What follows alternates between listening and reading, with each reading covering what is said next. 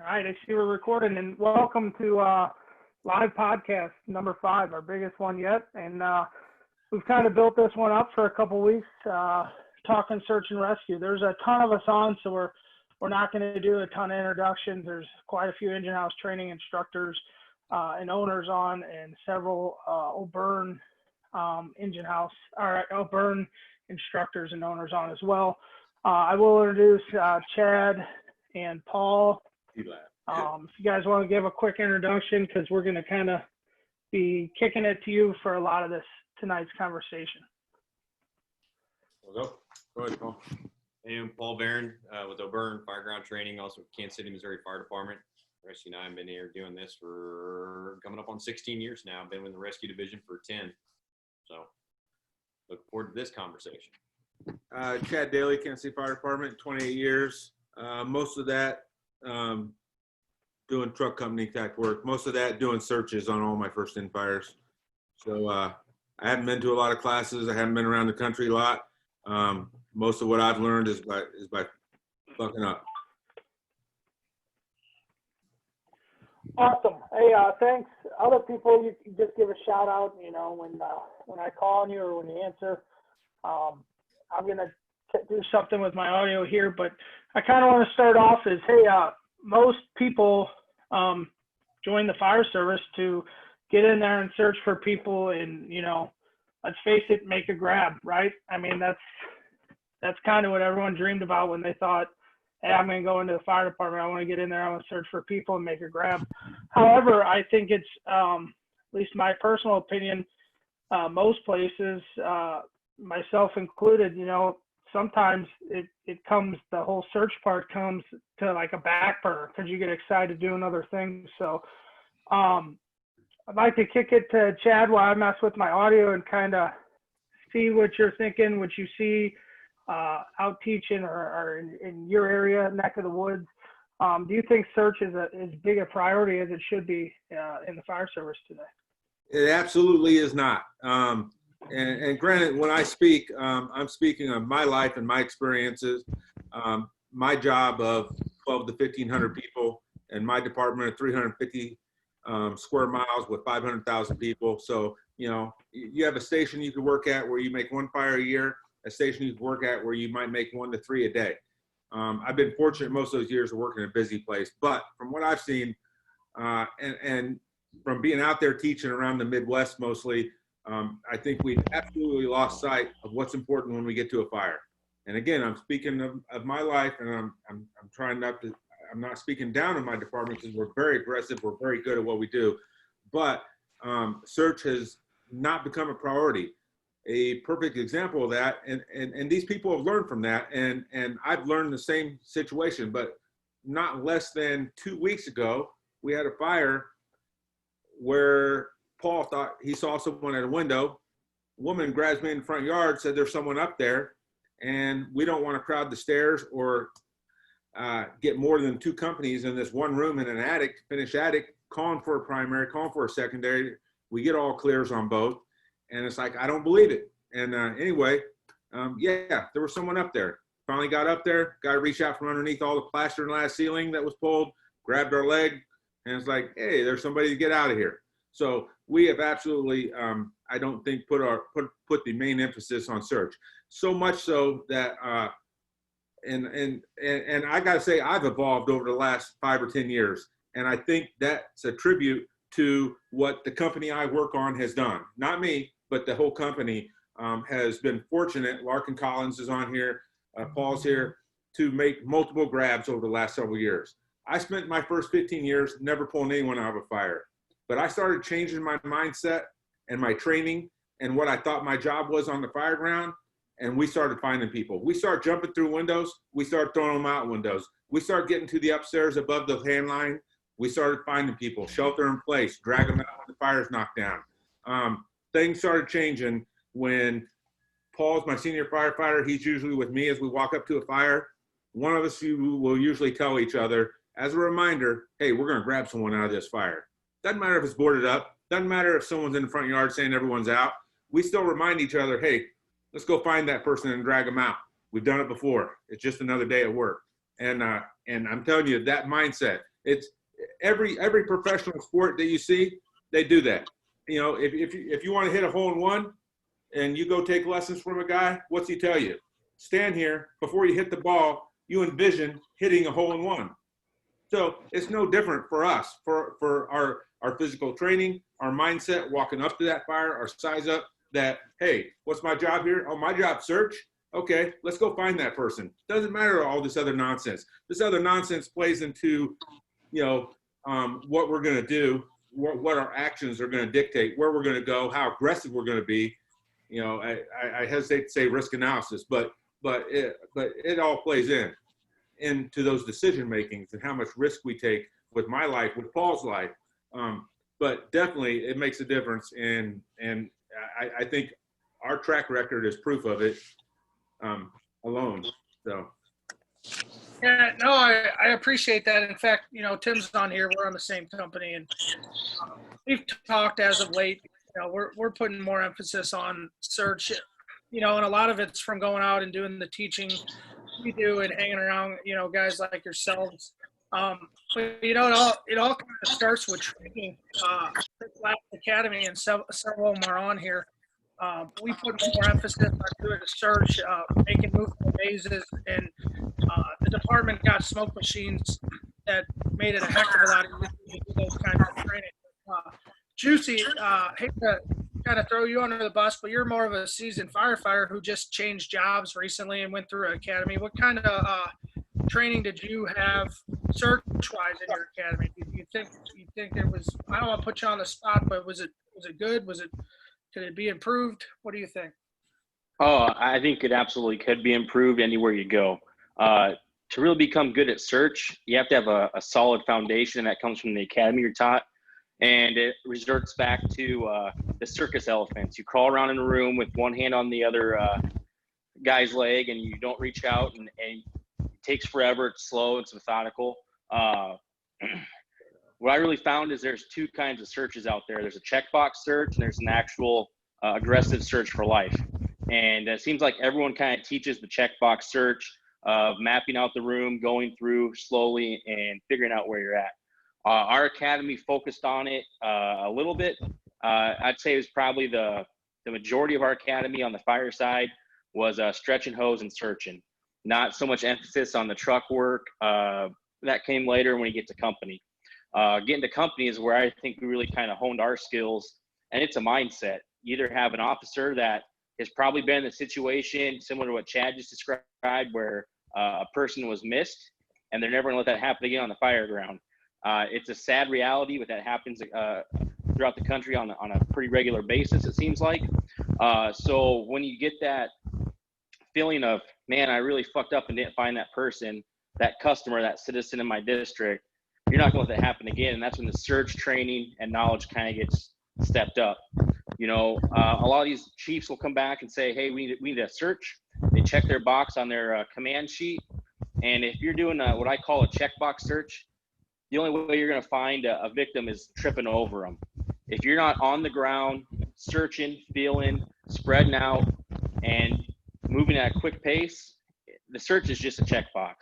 When you get into an active search where you're behind the hose line searching, that's great. You're taking up the space, you're crawling around. That's kind of safe and works in small department where I came from. You know, we might have one guy searching behind the two guys on the hose line. That's going to be sufficient because that's all the manpower we had to get started. When more people show up, you that aggressive search, you're going in front of the hose, above the fire. Those are dangerous situations for us as firemen, but it's also the best chance for the civilians. So all that comes with making all those priorities. And am I going to go in and do my job, or am I going to do a checkbox? That's how it kind of got broken down to me when I was young. And I took that at the heart. And I'm assigned search. I'm giving search 110%. Yeah, that's an excellent point about the manpower thing. You know, two things we say at every classes, and I've heard it a ton from O'Byrne's classes. I've been and helped at them and been at them as well. But, you know, the first thing is we don't own any of this material. We're not making it up. You know, we'll share whatever we got with you. And the second thing is people at these smaller, limited manpower departments, which is the majority of the fire service, you got to be better at this stuff than we do at St. Louis, and the Kansas City guys got to be, and the Memphis guys got to be, and Torres is coming. I think he's he's at Chicago. They have even more manpower than us here in Missouri. But got a couple guys that do a lot of training, and we'll start with Jared. You're at a lower manpower department. What kind of stuff have you guys implemented, to make your department improve the search culture? Kind of use a buzzword that's out there now. And then I'm going to kick it over to you, Gary, kind of from how you're training and what you're doing there after Jared goes.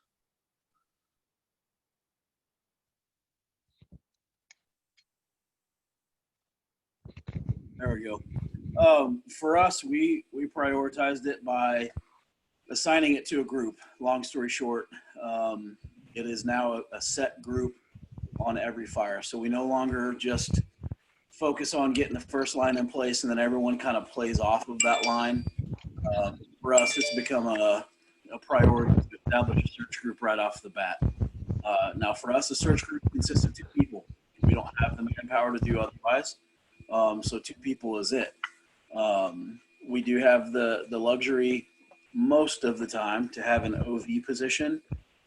And the OV is going to be our VES guy. So he's going to work on intel that he's provided by people on the outside for VES, a very targeted, very specific search outside of ours, completely independent of ours. So for us, as far as culture goes, we just started doing it. It was a transition, because for us with the low manpower, it was, everyone focuses on deploying a line and working off of that line. So changing our mindset was probably the biggest thing. And then actually just doing it, not talking about it, but actually doing it.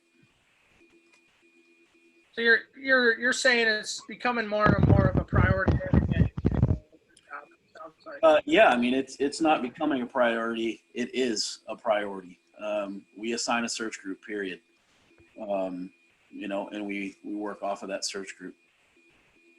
And I didn't mean any ill by that or anything I say. It's there was definitely a shift, maybe the last 5 years, it shifted back towards, the search being the priority, but for a long while there, a lot of people in the fire service, you guys can correct me if I'm wrong, but, the firefighters became the priority and not the citizens we swore to protect. And I'm happy to see at least the majority of the people on this podcast, almost 60 of us, probably all feel the same way as I do, or you wouldn't be here on a Wednesday night at 7:00.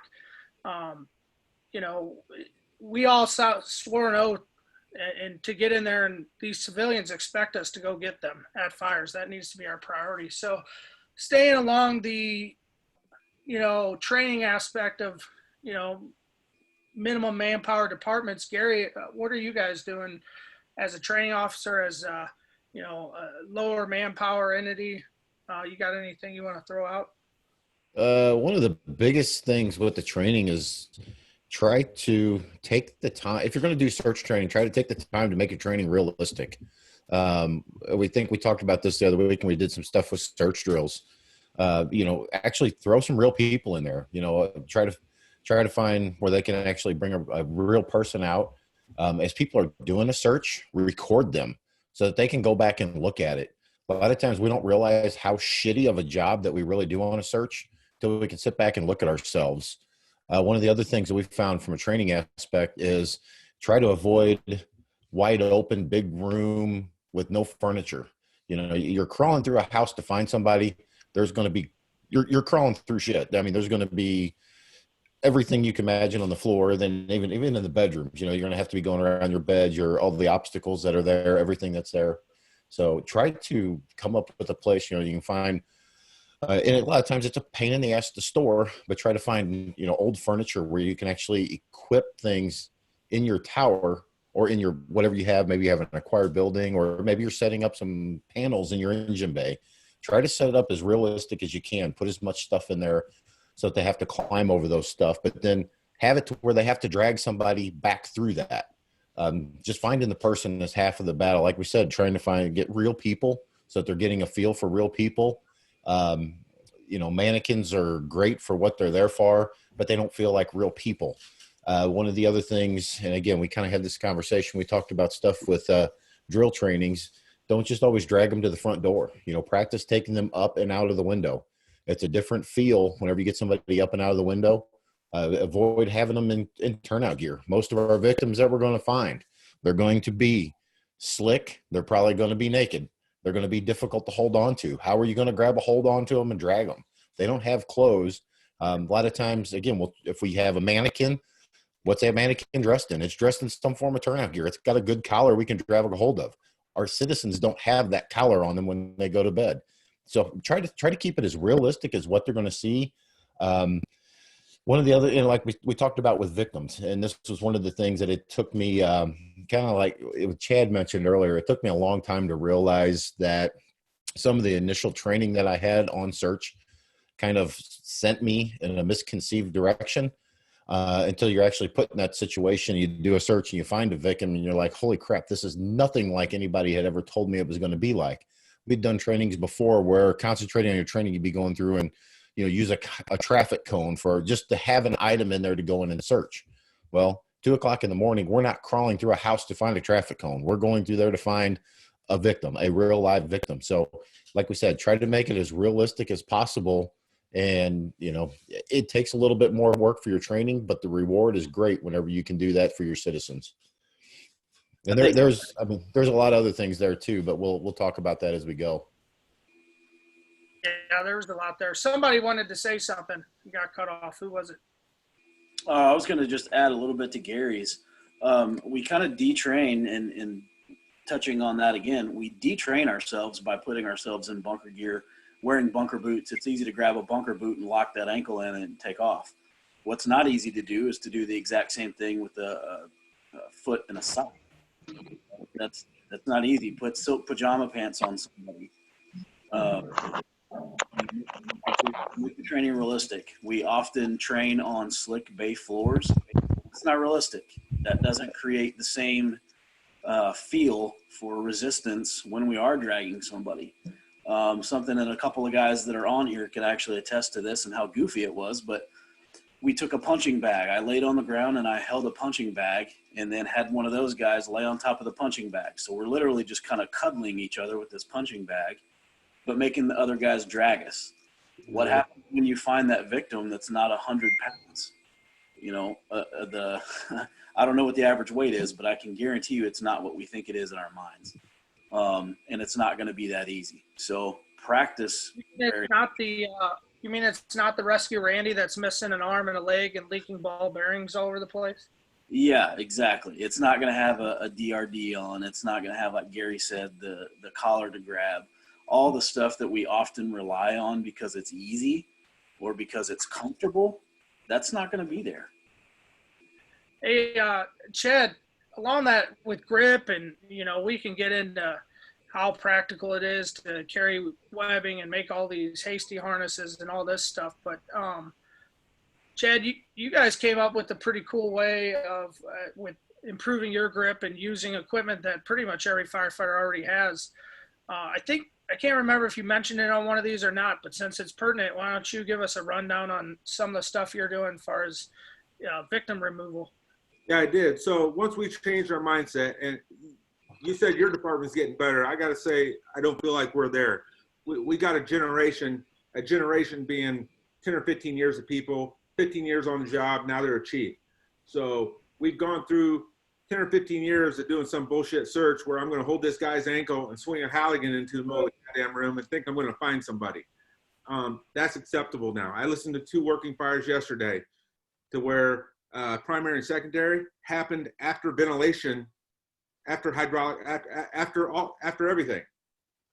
It was not the primary concern. I don't care if the building burns down as long as I get a search done. We got to search the building. Life is the main thing. After that, burn the son of a bitch down. I don't care. We're there to save life, number 1, and try to come out with our own, number 2. After that, if I can save property and all that other good stuff, right on. But that's the main thing. And the other thing, so to your question, what you asked, what we've learned, once we changed our mindset, we started finding more people because we expected to find more people. And we went in actually searching with our hands, on our hands and knees, getting kicked and stepped on by everybody else. And then we start finding people. We realized that the hardest thing I've ever done on this job, like what others have already talked about, is to bring somebody out. I'm telling you, a 70-pound German Shepherd kicked my ass. I dropped that thing 4, 5, 6 times before I got to the front door. So there's really no way possible. One victim I drug out, I was so frustrated. I went up to my chief, almost in tears, and I said, I need cadavers. I need cadaver kids, cadaver adults. If you want me to be good at my job, there is no way for me to know my job and do it when I don't get to drag a dead body out of a fire until it's the real deal. And that's what sucks, you know, when you don't get the run fires, you know, and most firemen, like police officers, you may pull your weapon 1, 2, 5, 10, 20 times in your career at the most. Same thing with pulling people out of fires, but yet that's the most important thing we do. So that's why we put a lot of effort lately into training on that. And we used a modified version of that for the line of duty death. Most people keep track of that, especially motivated people like on this website. Mike McCormick, he died, fell through it was a prefab house. It was basically a mobile home, a double wide, fell through the floor. We show up 30 minutes later and we're able to help facilitate getting him out, only because we had trained on some different techniques and used webbing and whatnot. But even before that, I'd already started working with Ryan Cummings and Paul, the guys, Malarkin, the guys on my company, and Josh Webb down in Nashville, I think is where Josh was from. Somewhere. Louisville. What's that?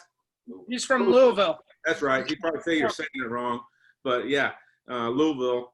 And that's where we came up with a strap. We started out realizing that I need to be able to lock my wrists together. The hardest thing, when I literally had a 300-pound woman at the bottom of a set of stairs, dressed like, I think Jared or someone was dressed in nothing but a pair of panties and a wife beater. And I got to get up a set of stairs. That was 2 companies were up to pressure, and then we had to finish them off. Hey, hold on, Chet. Hey, if you're not talking, mute yourselves, please, guys. We're getting some feedback. So it was that experience that made me recall my other experiences to realize the hardest thing to dragging a person is just holding your hands together. When they're wet, when there's dead skin on them, when you're in a fire, that's the hardest thing, is getting a positive grip. So that's when I brought it up to Josh Webb when I taught a class up in Milwaukee. It's like, man, if I could tie my wrists together after I put them around your chest, I think I'd be golden. So we started playing around with it and started coming up with ideas. And long story short, I ended up buying DRDs from the factory, and I run a loop around the shoulder on top of the liner, but underneath the outer shell, and run it across my back, down my arm. So when I find a victim, if Paul finds them, he spins them, head towards the door, pulls their wrist, stands them up. I drop down on my knee. Well, I drop down as low as I can. I squat behind them without hitting my knees. I reach around their chest, and I pull that DRD out of my wrist. It's much more valuable there, because really I've not found a DRD to be valuable for dragging a fireman out. I got other methods for that. But for a victim, if you reconfigure it, it's great. I pull that out, shove my hand through it, and we did it like 2 or 3 weeks ago with a guy, Paul and I, and it worked great. I could have went back and done 2 or 3 more, and I was the oldest guy probably on the fire ground, and I could have done 2 or 3 more. I've never felt more confident in the way and what that did and how that works. So you can do it with a piece of webbing. Some of our guys have webbing. We haven't got, before we got the DRDs, we did webbing around this shoulder, across the back, down this arm, pull the knot of webbing out, shove your hand through it, and that victim's not going anywhere. So that's how we overcame that. Yeah, I messed around. I got it in one of my coats. It works really, really well. So anything else? One of the things that we teach in our truck class when we do search, and whether or not it's true, I don't know, but for me it is the more you rely on grip, or when you rely on grip, your mind goes with your grip. Your grip starts going pretty quickly. When my grip starts going, so does my mind. My mindset starts to change. I start to think that I'm struggling. It starts to feel like a struggle, and then it becomes a struggle. So the less you can rely on grip, the better off you are. Hey, Jeff, it's Scott. Yep. I just wanted to go back to what Chad was saying about doing a search on every building, and all clear on their primary and secondary doesn't need to come from command or the residents. It needs to come from the crew inside assigned to those tasks. That's one thing that we're trying to drill into our guys at our department is don't go with what everybody's saying. You go in and do the primary and the secondary, and you give the all clear that you've done it. And it goes back, St. Louis, I'm sure Kansas City, parts of Kansas City, we fight a ton of vacant building fires.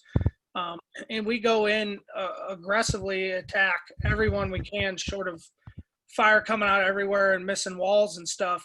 And I would venture to say that half the grabs in a year, or just take a 5-year span, I would say half the grabs actually come from what most people could classify as a vacant building. So absolutely, I think everyone on here would be in agreement that a building's not searched. It's not clear until we get in there and search it. Chad, we did have a question.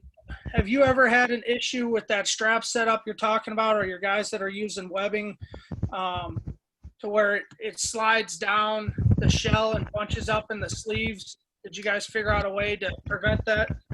Yeah, I think Paul's got something to say on it, and I do too. So one thing we found out is I reluctantly put my DRD back in place how it's supposed to be, and so therefore when I got the second DRD, I hooked it over an arm. I ran it through the first one so that it wouldn't sag down over my back. It would stay straight across my arms, and then I brought it out here. Now, because I couldn't buy a million of these DRDs and they come in different sizes, some guys, like Paul with real long arms, it may have been too short where when they raised their arm up and then they went to look for it and it was gone. So some of them hooked a piece of paracord to it to make sure they can pull that 12-inch piece of DRD, that's a loop of webbing that you put your hand through. Some of them hooked a paracord to it to make sure it hung out their hand and never disappeared in the sleeve. But before I ran it through the middle of my back, there was a few times I put my coat on and I felt everything bunch up, and I had a moment of panic, like I'm not going to be able to get dressed because everything's bunched up and messed up right now. But once I ran it through that existing DRD, I've never had any problem with it restricting movement or even knowing that it's there. How about you, Paul? I have two sets. One set has a piece of webbing in it, and the other one has the DRD in it. And running it through, like Chad said, the DRD, I haven't had any problems with it bunching up. One way that I keep it from slipping back up my sleeve is all of our gauntlets, and you guys should have them too. They're all buttoned down there at the wrist. And if you run that piece of webbing, if you do the webbing, you can run it around. The middle. Yeah, you can run it around that snap, and it won't allow that strap to go all the way back up your arm. It'll hold it right there at the wrist. So yeah, then I took a little small piece of paracord that actually hangs out all the time, and it never goes back in, so it's always right there, and I can always grab it. So it just takes some training. It just takes some working with to make it get used to. So I got to say that the 10, the 15, the 20-foot piece of webbing that everyone carries in their pocket, I've seen that pulled out kind of panically in a panic state by firemen who it might be their first victim. They're like, and they picked them up and they did what I did more than once. They went 5 feet and they dropped them. So they're like, I'm going to hook the webbing on here. That's what this is for. Obviously, but it was obvious that a lot of people carry it but have never trained on it. That's really not very applicable, especially like someone else said on here, for a house that's full of furniture, full of debris. It's not a wide open space. It's not an apparatus training floor and a smooth ground. It's not real applicable. The only real life situation I've used that webbing for dragging a person would be a line of duty death, and the guy was so thin that we had to hook the webbing on and got 4 firemen pull at one time to get them out. Other than that, for a regular drag strap, I've seen it multiple times pulled out in the middle of a fire, and it just did not work out. For the big lady I talked about at the bottom of the stairs, it didn't work. I tapped them out, and a couple other guys stepped in, got her up. For 2 victims Paul found by doing vent inner search in her bedroom, they tried it. It didn't work. They're dragging them through embers. They're catching 2x4s with nails stuck in them and stuff like that. It didn't work that good. So I think we need to learn how to do hands-on. It comes down to training and setting yourself up for success. Yeah, no, I couldn't agree more. They did have a few people in the comments chat ask if you had videos, if you could post them up. Whether you put them on the link of this podcast or you throw them up on O'Byrne's page or that Rescue 9 page, we'll get people directed over to it if you get them up, get the videos up. What the strap, the victim strap we're using? Yeah, I think Paul said he had some pictures or something or some videos. Yeah. Big Juicy's working on something. If we haven't already posted it, we will. All right, and once it's up, just text me or whatever, and I'll make sure it gets known. Let's going back, taking a step back. I got something that kind of correlates with what Chad was talking about with the loops of webbing. I've always carried like a 10-foot tied loop in one of my pockets with a non-locking carabiner for that situation. And kind of like Chad mentioned earlier, where he had gone a number of years before he had the opportunity to get somebody out of a house. I think I made it 9 years. And the first victim I ended up coming across with this tied loop of webbing, we got in there, found this woman. She was a big lady. She was 300 plus.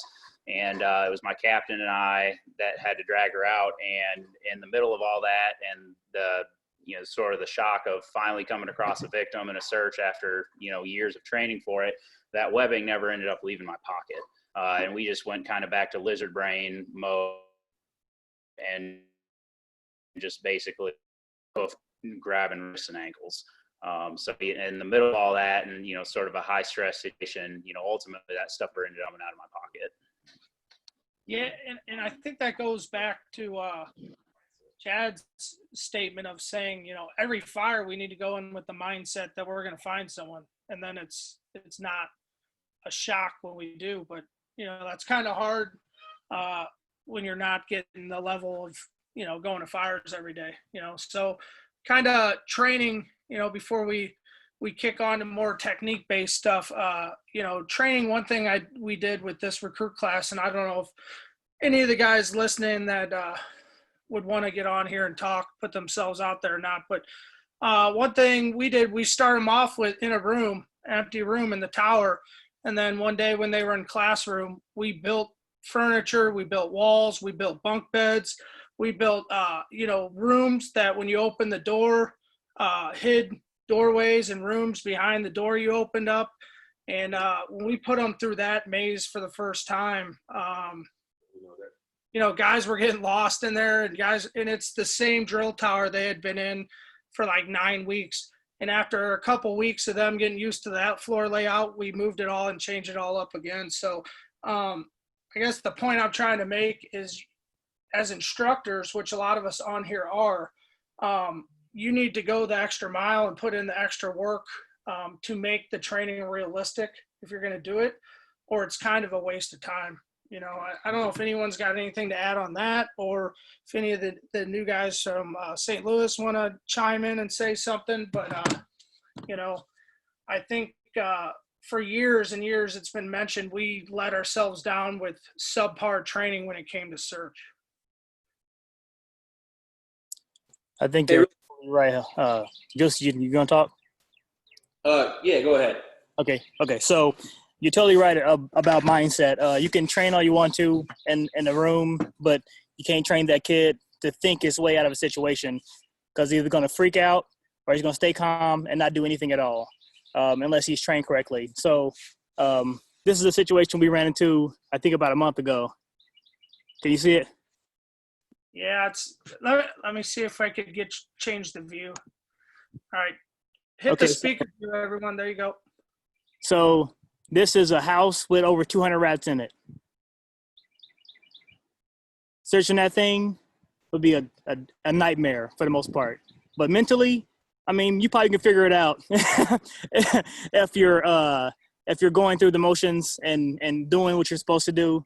Once you figure out the first rat is in there, okay, well, I'm not going to touch any more of these cages. I'm going to try to keep from knocking them over and making it worse for myself. But training for that mentally will be super rough. But, I mean, you'll figure it out eventually. Hey, Larkin, somebody said you need to get your phone fixed. The screen's off. Let's go with that, bro. This is dirty. It's a brand new phone.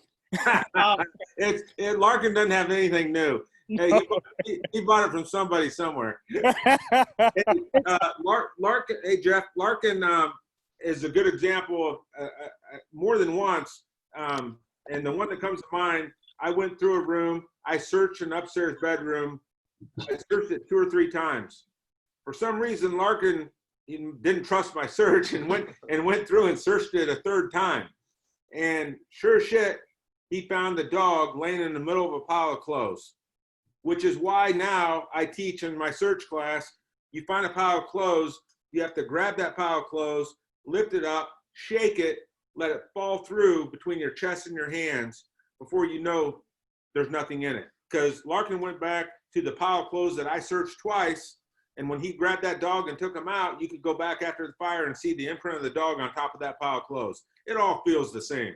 And unless you're exposed to that in training, realistic training, that like someone just talked, Jeff, you were just talking about the effort you put into that training. That pays dividends.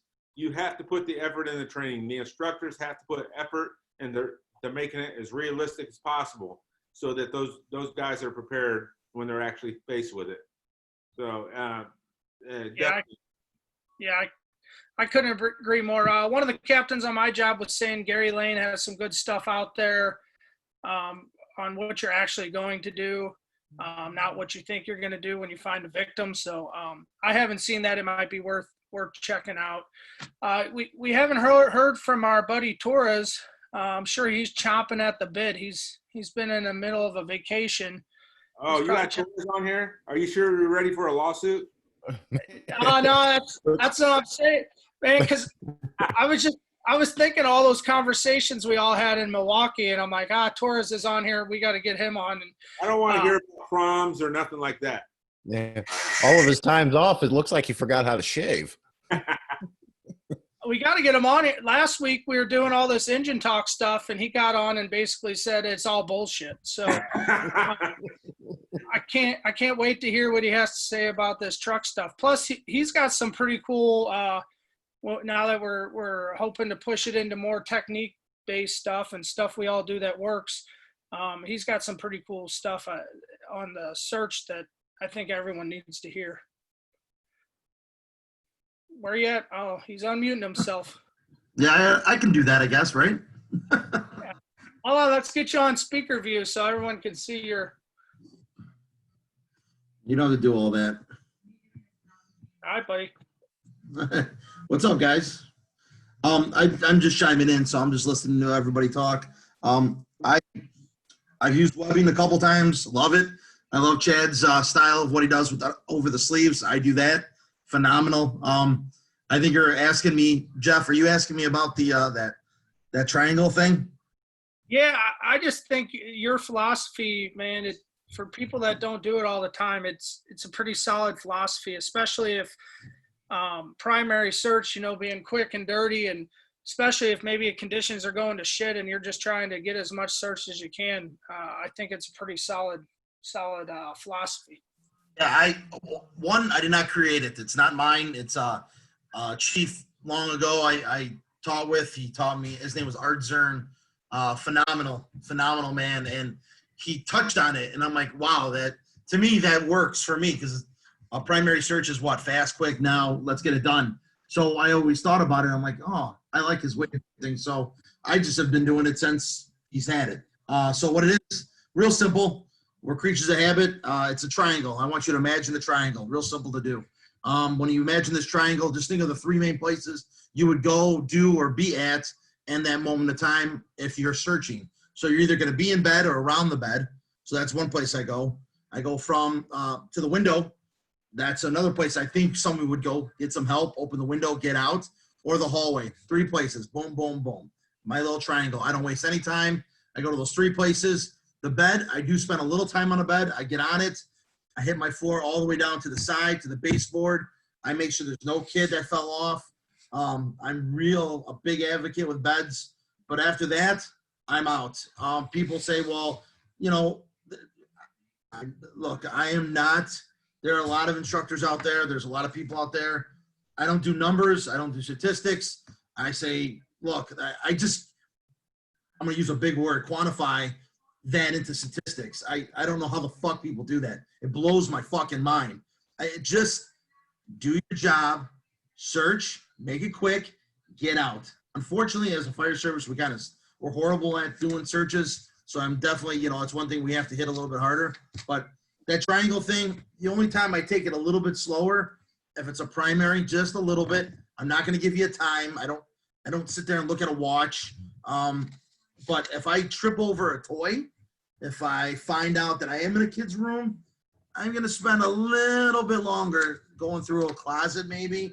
But I'm not going to go through people's, you know, I'm not going to go through drawers, and I'm not going to do crazy stuff. I'm going to do the basics. Nothing too nuts, but I'm definitely going to take a little extra time and definitely look through go through the closet if it's a kid's room.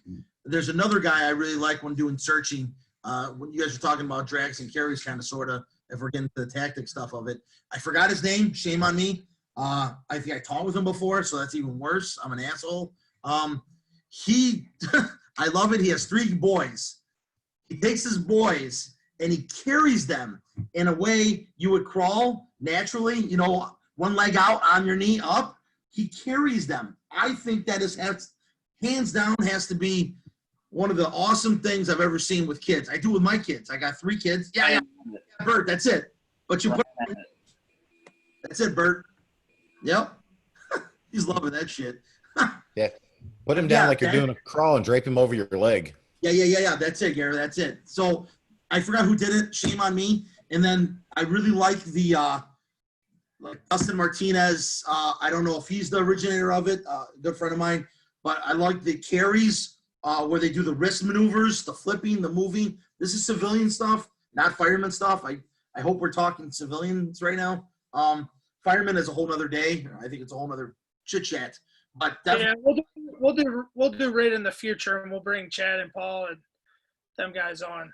Yeah. Oh, fuck yeah, for sure. I don't want to go down that rabbit hole tonight. Okay, yeah, no. So like I said, just real simple. I love the carries of the arms, the minimum manpower. You don't have what do we have?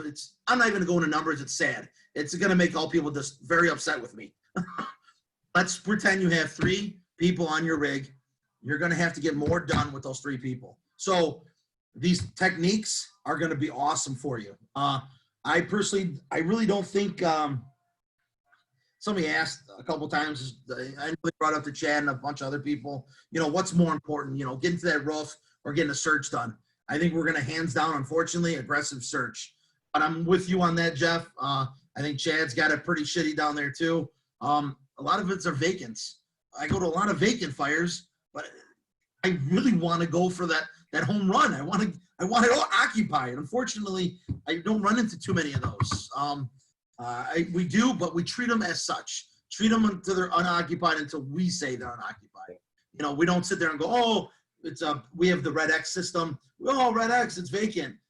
Well, you know, the cheesy saying, mice with matches. Who set the fire? That shit doesn't self-combust for no reason. Somebody set the fire. Someone was over there. Even if it was for vandal or for, you know, for insurance fraud, whatever the case may be, it was set. Somebody was in it. They could be still in there. So we have to treat it as such. So aggressive search. I have to say, if you have minimum manning, get a line, and 90% of people that are found, I hate to say percentages. I just said I hate that shit. They are found by an aggressive engine company. An aggressive engine company with a line in is going to find that victim. It's just the way it is. You're going to have to learn to hump a line down a hall, and you know what? Hey, bro, hey, Juicy, grab this son of a bitch, drag him out. I'm going to keep making my push. You know what I mean? You're going to have to do that stuff. You're going to have to train on that stuff. It's not easy. I'm spoiled. We have 21 guys in less than 3 minutes. That's just the way it is. That's a normal still for us, you know? That's a lot of guys. I can pass them on. That's what you should do, pass them on. I think we talked about that last time we were doing search. We briefly touched on it last time, and I won't say anything else. But the passing on, if you find a victim, do me a square, pass them on. Pass. I know you want to be all cool on Channel 7 News, Channel 9. No, oh, that's fucking cool. Look at me. I'm a hero. Well, whatever. Grow up. Take them, pass them on, keep going, because guess who doesn't know what you left off on? Anybody else. Just you. Keep doing your search. You'll figure it out. I learned that from Larry McCormick, and I'll never, ever, ever, ever, ever not pass somebody off. So find that victim, pass them on. They're scenario-based. Yes. We can go all day. What about this, Mike? What about this? What about that? We can do that all day. We can do the what-if game all day. I have to give you one last thing, and I'm done. My buddy, Eric McLean, he was on truck 38. They had a 3-story, I can't remember the whole details, but their reported victim strapped. Him and his lieutenant at the time found a 6-year-old and a 7-year-old girl, or boy and girl, brother, sister, under the bed. He said he had to grab them. He could not see. He grabbed them, put them to their face, and he had to wipe his mask off and go, holy fuck, Mike, I got a boy. That, I can't explain to you how he told me the story. I wish he was here to tell me it, but I don't care. All these classes people teach on, until you're at that moment, until you have that person or persons or child or whatever, it is not real. It's like a Ritz situation or whatever. If you have not experienced it, it is almost, it might be unteachable. I really think so. I may sound really shitty, but that sensation, that fulfillment of doing your job, and they both lived. 90% of burns all over their body. They survived. They saw him in the burn unit. God bless it. He saved a life. That's what we're designed to do. You know, we're all designed in this factory. They stamp us, they make us, and they ship us out and go save people. That's what we're designed to do. And he did it. So I can tell you that he was mentally distraught for at least a week, not knowing if he did a fine job. But he said, I did everything you guys said in the academy. I grabbed, I went. There's no one to pass it off. We're the only ones in the building. Him and I got out of there. It felt like a mile, you know, to get to an ambo, to do CPR on a kid. He did everything right, you know. But realistic training, it's going to be extremely hard to combat that, to get in that mindset of really saving somebody. I mean, I can't tell you what that feeling feels like, you know. If I had something that, you know, realistic like that, similar, but nothing like that. That's pretty impressive. I wish I could be in his head at the moment, but this goes back, I digress, you know, realistic training, the triangle method, like I said, it's not mine. I got it from somebody else. I think it's a great thing for primary. Secondary, I take my time and I do some other stuff. Webbing, I don't do any crazy hasty harnesses, but I love the method for that sleeve shit. Fucking amazing. I think that's a godsend when I learned that from, I think I learned it from Chad. I'm not a 1,000,000% sure, but I'm pretty damn sure. After that, it was, I'll never not do that again. Well, that was all up when we were all in Milwaukee with Ty. Okay, yeah, then it was, yeah. I went back and did the same thing. Yeah, it was great. I couldn't wait to get back. I'm like, I'm measuring it. I look like a guy's like, what are you doing? I'm like, don't worry. I'm doing something ingenious. Is that the same class where you taught John Young to tie a clove hitch in the halyard? Well, yeah, I did. And he also told me your guys' flip. Woo! It's the flippity flip. It's the flippity flip. Love that shit. Hey, Jeff. Yeah, go ahead. Anybody from your department that made those grabs out of the with those kids in the tents, are they on here? No, but that's one of my really good friends. I was going to bring that up at some point. So I guess now is as good a time as any. I guess, fortunately, the fire was in the complete opposite room. The kids set the fire in the complete opposite side of the house. Obviously, I wasn't there. one kid was old enough to get all the other kids in a back bedroom, and probably what saved all their lives was the kid shut the door most of the way. And I guess my buddy Patrick was searched the whole room, came to like one of those kids pop-up tents. I mean, my daughter has one, but they just sit on the floor. Said he unzipped the tent and looked like a couple cat eyes staring at him in the smoke. And the kids were in there, and you know, they grabbed them and got them all out. Unfortunately, all the kids lived, but you know, it kind of goes back to what Torres was saying. If you get kids toys, we always teach with like cribs. If you find a crib, you know, roll the crib down onto your lap. I don't know if you guys got something better. That way you're not just dumping it. Everything falls down to the lower side of the crib, and you can search the crib. I know, fortunately, there wasn't a kid. I had a fire a while back where I found a bassinet, and I came in a back window off a porch, found a bassinet, and I just carried the whole bassinet outside onto the porch, looked at it outside. But yeah, so I kind of tend to agree with Mike on, you know, make them quick and dirty, but you got to slow down if you think you're in a kid's room, because there's several documented cases, and Paul, that's one of them, with the kids in the tent where they'll hide. And before Torres, you totally mute yourself. Hannah wanted to know what you think about the toy chest rescue. Yeah. Snohomish, Washington. Yeah, I just saw it, Hannah. I read that. I read it too. They found them in the toy chest. It was at the bed, I think. Correct, Hannah? Okay. I don't know. Once again, it looked like a kid's room. From what I can tell, it looked like a kid's room. Even if it's full of smoke, I'm sure you can recognize some things.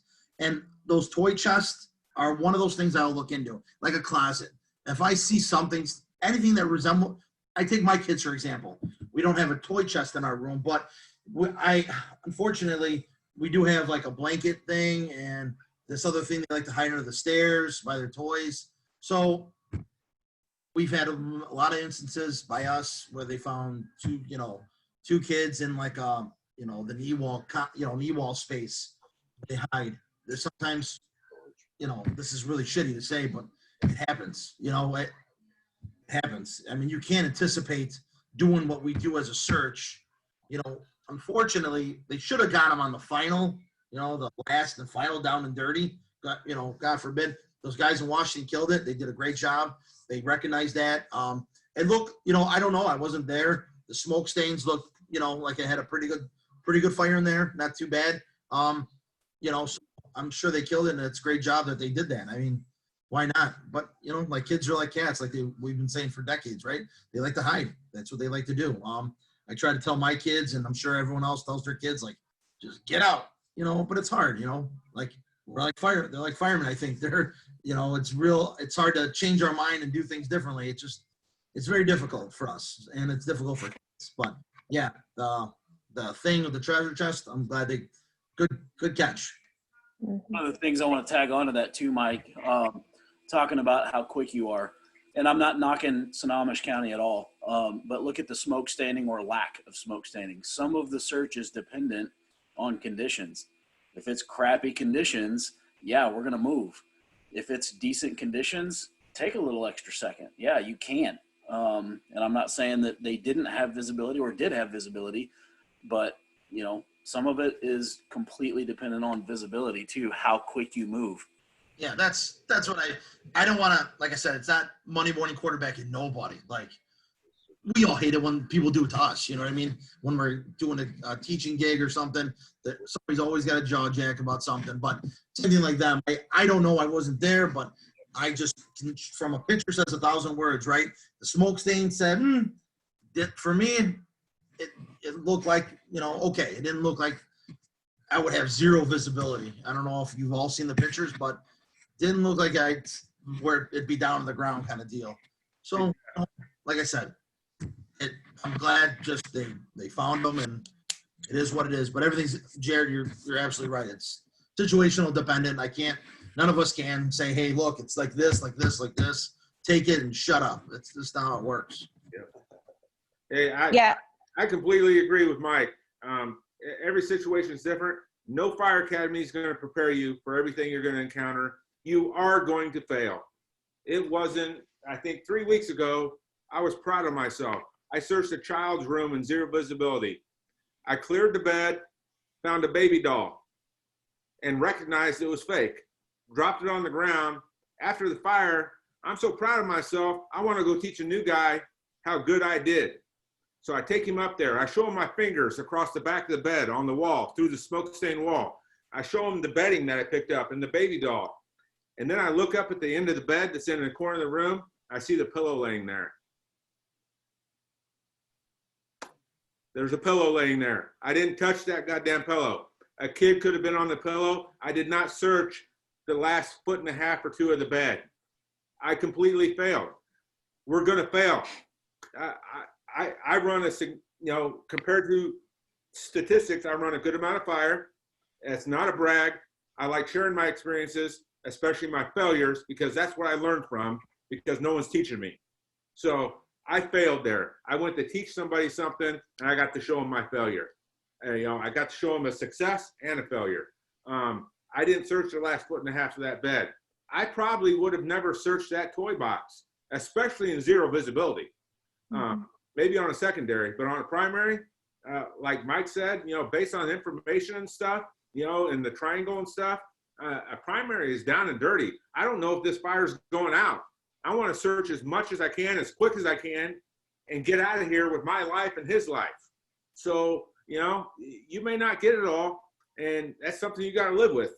You got to have skin thick enough to handle defeat, or not necessarily even defeat. If you're trying to do your best, if you're on this podcast now, you obviously want to learn, you want to do well at your job. So what these guys are saying are good. And it doesn't matter how much experience you have, how many fires you do or you don't run, and how much you train or don't train, you're going to fail. You're going to fail up until the day you quit. You're going to have not successes and successes. Ryan Cummings was talking about a call he was texting me, say, hey, bring up this call he had where someone was covered in cooking oil or something like that, which reminded me of a training scenario we had with Kevin Legacy from New York when I taught with Brotherhood a little bit. And we made these guys go in a warehouse, follow a hand line up on a mezzanine, go down into a hole on a 100-degree day, and find a trapped fireman who we threw 10 gallons of Dawn on. And so by the end of that scenario, 3 hours later on a 100-degree day, everyone's kind of thinking this is some bullshit, until a man steps up and tells us how he goes and visits those kids of his best friend every weekend. And that was a real call in like the Bronx, or there's guys, I don't know if there's guys on here who know that call, but it was a hardware store and the floor collapsed, and it happened to be this, it used to be a hardware store, and now it's a soap aisle and a Dollar General in Lower Manhattan. That's what it was. And it collapsed, and that fireman went down in there, and they couldn't get him out. He's covered in soap. So, do we train for it? Well, yeah, we train for the toy box. We train for the bunk bed. We train for the guy covered in soap. We got to learn from this stuff, and we got to pass it on, or we're destined. And I don't even want to. I could mention names and everything else that I'm associated with, and I'm guilty of. But we're destined to repeat that and lose our own lives and other people's lives if we don't train and learn from this stuff. So it's a culture that we have to cultivate within the fire service. Yeah, there's a ton of people, posting, or a few people posting in the chat, saying, beating yourself up about, missing that last 1.5 feet of the bed is better than beating yourself up because you missed someone in the next fire. You don't want to live with that. And, I know you guys got plenty of stories where you have, or you made the mistakes and you lay them out there. So, that's why we train the way we train. And I didn't want to get too far past it. Hannah, I think you had something you wanted to add. You came in a couple of times trying to say something. She got good info. Oh yeah, I was just gonna keep it simple, but I actually learned that the kid was found on a secondary, and And it wasn't in the fire room. The toy chest was actually across the hall in another bedroom, and the door to the fire room was shut. So there was, pretty clear visibility when the second crew went in there, and it was with a second glance that they noticed the kid in the toy chest. Like they didn't even sweep their hand down in there. So like for me, being a newer firefighter, that's something I noticed was like, okay, if you run into something like that, don't just look, actually get your hands in there. If you find a bunch of toys, remove the toys, because that's actually what happened. The kid was buried in the toys, and the first glance, they didn't even see her. So that's just something I learned. Thanks, Hannah, for pointing that out.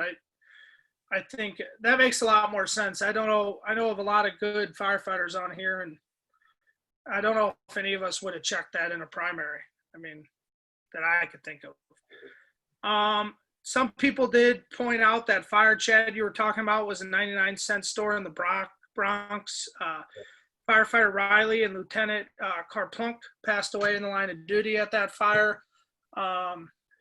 It might be worth looking up, for people out there, if you're taking notes or whatever. I know there's another one similar with the collapse that happened on Father's Day in Queens, I believe, as well. They had a hard time getting the firefighter out of the basement, so much so that I believe the basement was full of water by the time they got to him, type thing. But that's both kind of RIT stuff, and I think that would be appropriate for another podcast. Yeah, Jeff, that a couple years ago we had a woman who was the one I mentioned that was in the basement, and I just wanted to give Larkin, who's on here, props. We really beat ourselves up. Two companies tried to get her out. A couple more guys ended up getting her out. But when I got to the top of the stairs with that lady, I turned around, and Larkin, part of the same company, had a ladder there ready to slide down the stairs. If I'd have known that, if radio communication would have been open and good enough, that would have been awesome. That would have been so much easier. We trained on it. We done it. Slide a ladder in a window or down the stairs, bring the patient on it, and then drag them up.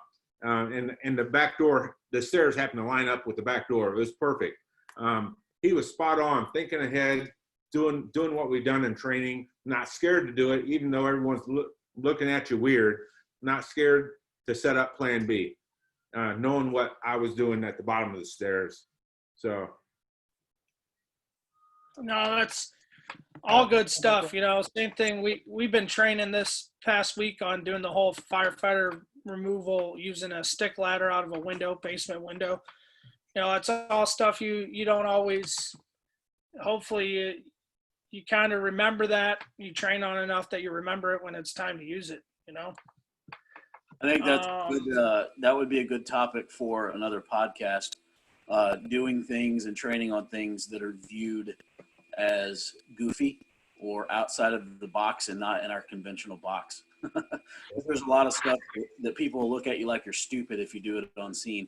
Who gives a crap? And I would agree, and I don't want to give it away because I think it's appropriate for the RIT podcast, but that fire you were talking about, Chad, you got that unfortunately deceased firefighter from the suburbs down there out using some high point anchors and stuff with the rope systems. That's something that gets brought up from time to time, and we drill on it. And everyone's like, oh, you're never going to use that. Well, until that's the only way to get it done, a lot of things you think you're never going to use in our line of work. So as much as I hate to say, it's another tool for the toolbox, I'm not a big fan of that statement. It kind of is. Yeah, absolutely. I mean, RIT is not needed until they're needed. So, and that's why I tell my guys, if we're RIT, you're not going to walk in and pull this guy out. They're at least for my department and our response, I got Larkin, I got Sean Seidel, I got Juicy, I got Torres, whoever. They're already in there. You think if they're not going to save their brother, if they're not capable of doing it, they're going to do everything they can and most likely mitigate that situation. But when they get their ass handed to them and they can't, just like you watch in the Denver drill or many other deals, to where they're so exhausted they fall out of a second floor window and hit the ground trying to save their brother, that's when RIT has to have another plan. You got to be ready to implement something, and it's got to be right now. And it's not a simple grab. It's not throw a ladder and drag this guy up. It's going to be a little more than that. And if you haven't trained for it, you're not ready to do RIT. And it doesn't happen that often. No, agreed.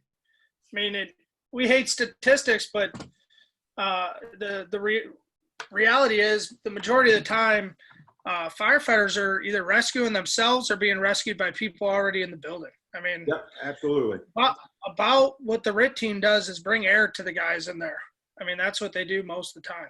Yep. Until it's time to do the off the wall stuff. So, but we'll definitely come back to that when you guys are available, because I think you have a ton to offer. I want to get back to the big thing I see at fires. And I think it's getting a little better. I'd like to get other people's opinion on this. Our equipment and PPE has gotten so good that people aren't crawling anymore. They're we're encapsulated head to toe. You can't feel much when you're in there. And you add, we did a podcast on ticks, and they're great. You add that into the mix, and guys are just walking around these fires, even on sometimes first in attack hose lines, when, the old adage always was, if you can't see your feet, you need to be crawling. So I'd love to get some of your guys' opinions on what you're seeing at fires. Are people crawling when they're supposed to? Is everyone walking around getting lost? I know I have my opinions on it, but I'd rather hear from some of you.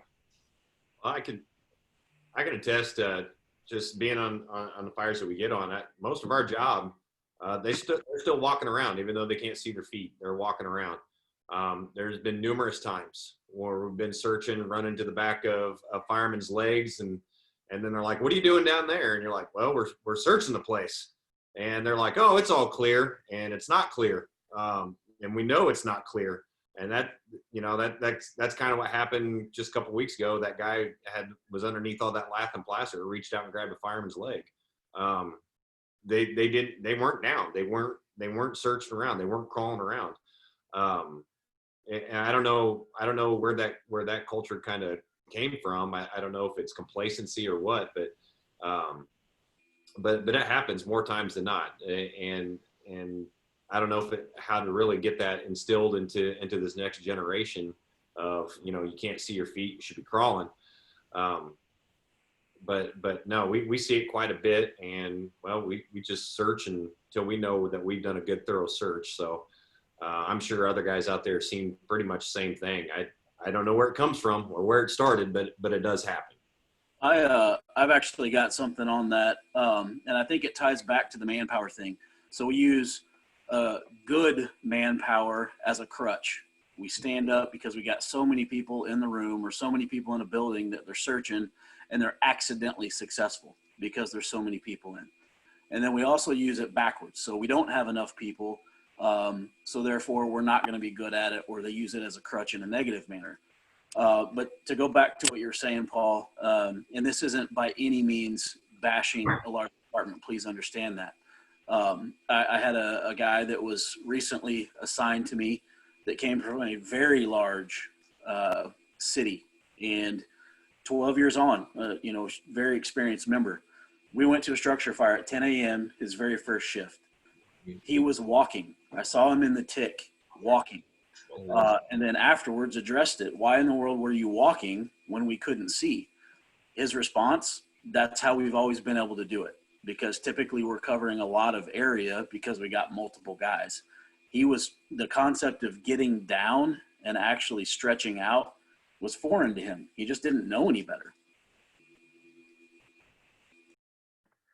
I could definitely see that, Jared, being on a larger department myself. I think another thing illustrated by your story there, Paul, was I think people are in a hurry to start overhauling and opening up these buildings before a thorough search is done.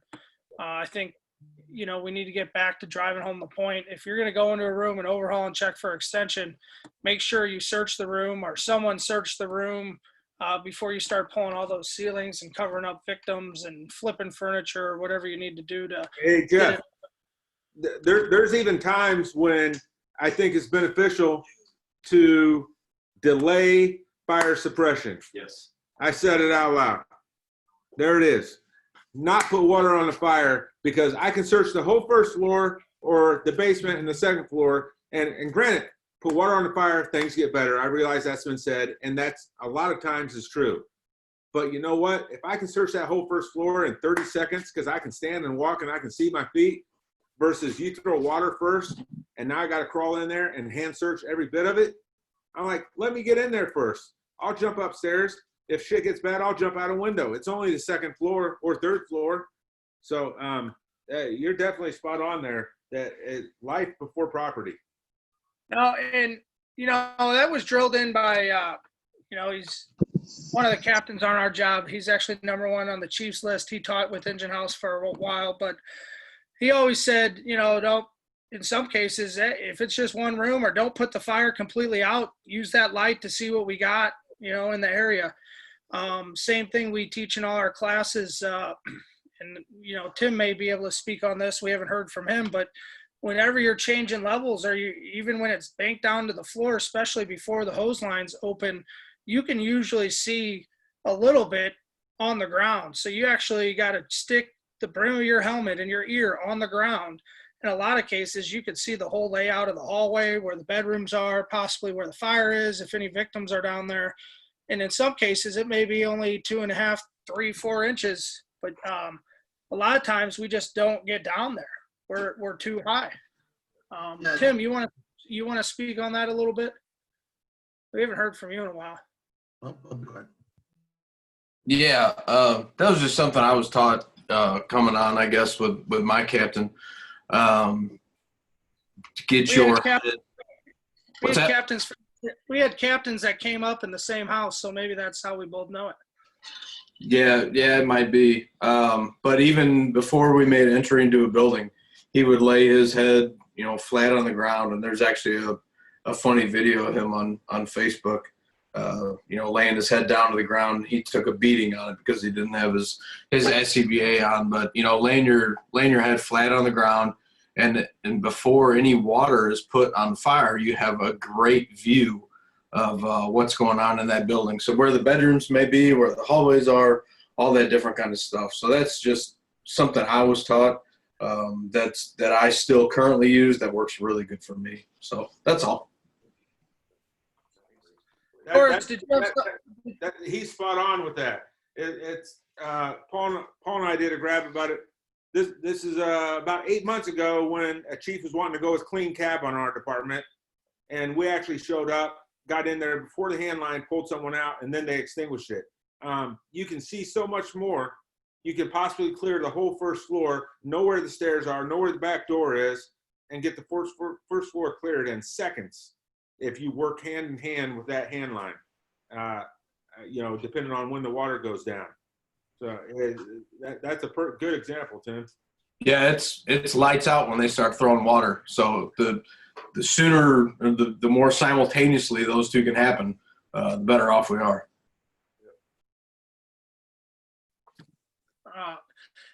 Cummings, you're on here. You had a pretty good story about grip and victims. Ryan, you on here? Cummings, Ryan? Ryan was. Yeah, he texted me earlier. I said I'd get him on here, get him a little FaceTime. He must have disappeared. Seidel. Seidel's probably got some good experience or input on it. Yeah, well, Sean, where are you at, man? Let's hear what you got to say. Sean, unmute yourself.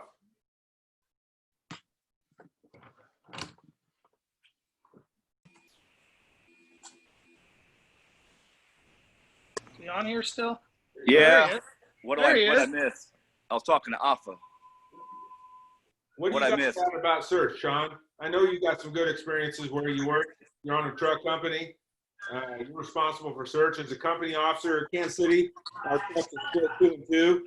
Sean, and a firefighter, is going first through the door on a first-in fire. Based on everything you heard, you got anything to add?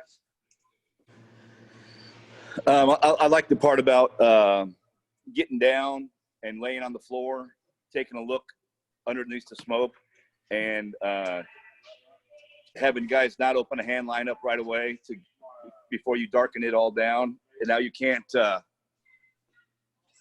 see because they've opened up the line. So those are all good points.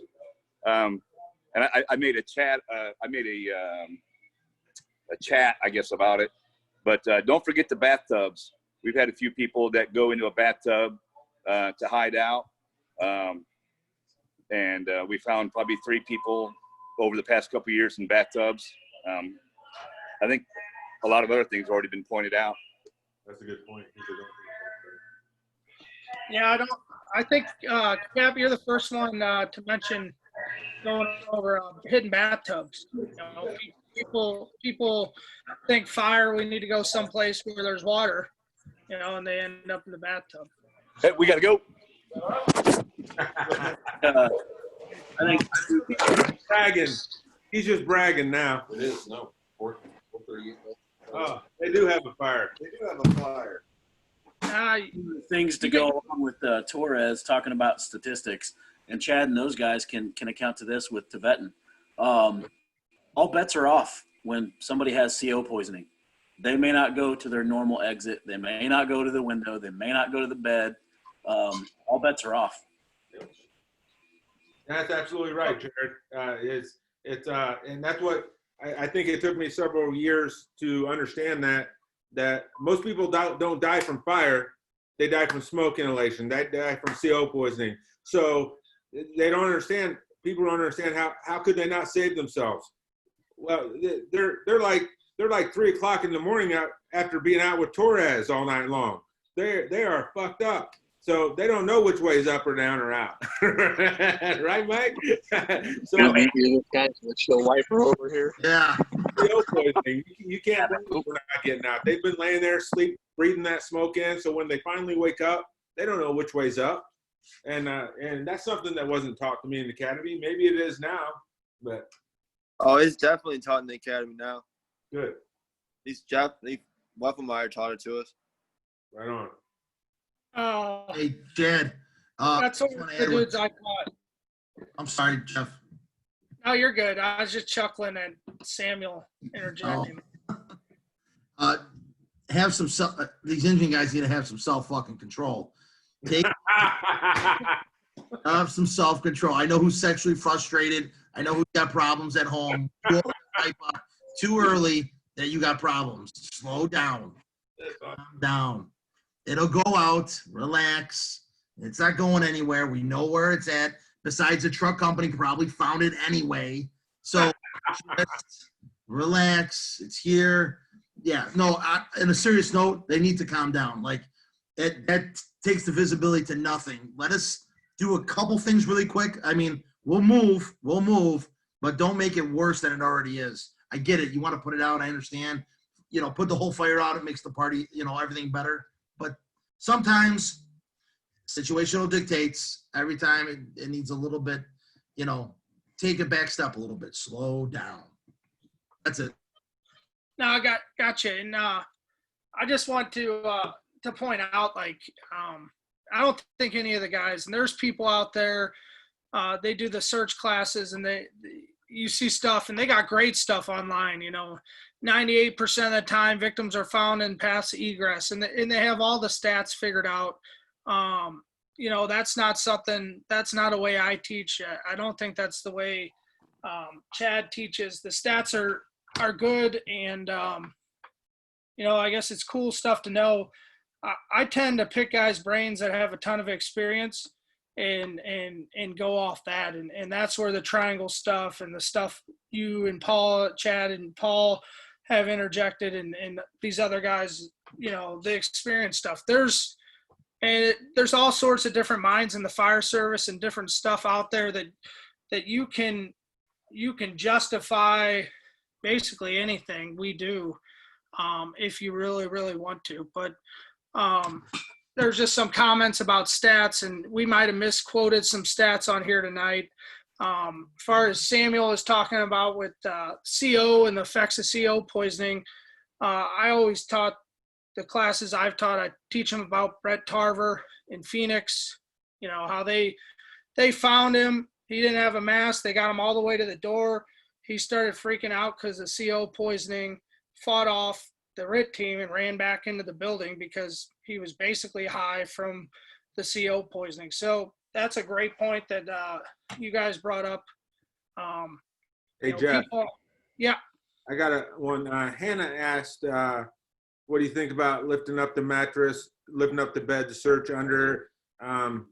We may have talked about that a little bit, but something we do, I feel like it makes sense. When we search a room, because lack of communication, we're very aggressive. So everyone's supposed to know their job, but you wonder if everyone's really doing their job. So when it comes to search, you wonder who's really doing a search. I know Sean Seidel, who just took off on a call, that truck company's doing a search. I'm not sure about others. So he's probably doing one right now, right? What's that? He's got a fire. He's probably doing one right now. Yeah, he probably is.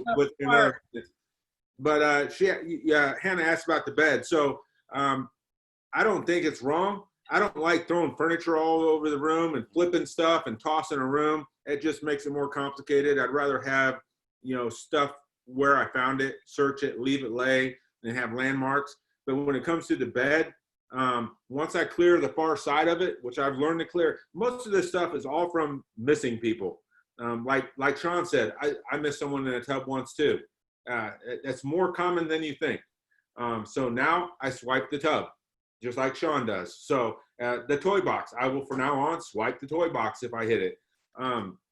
The bed, I'll swipe the far side of it, swipe underneath of it, scoop up the bed, search it, and then if I need to get under it, I don't think there's anything wrong with lifting it up and leaning it against the wall and check under the bed.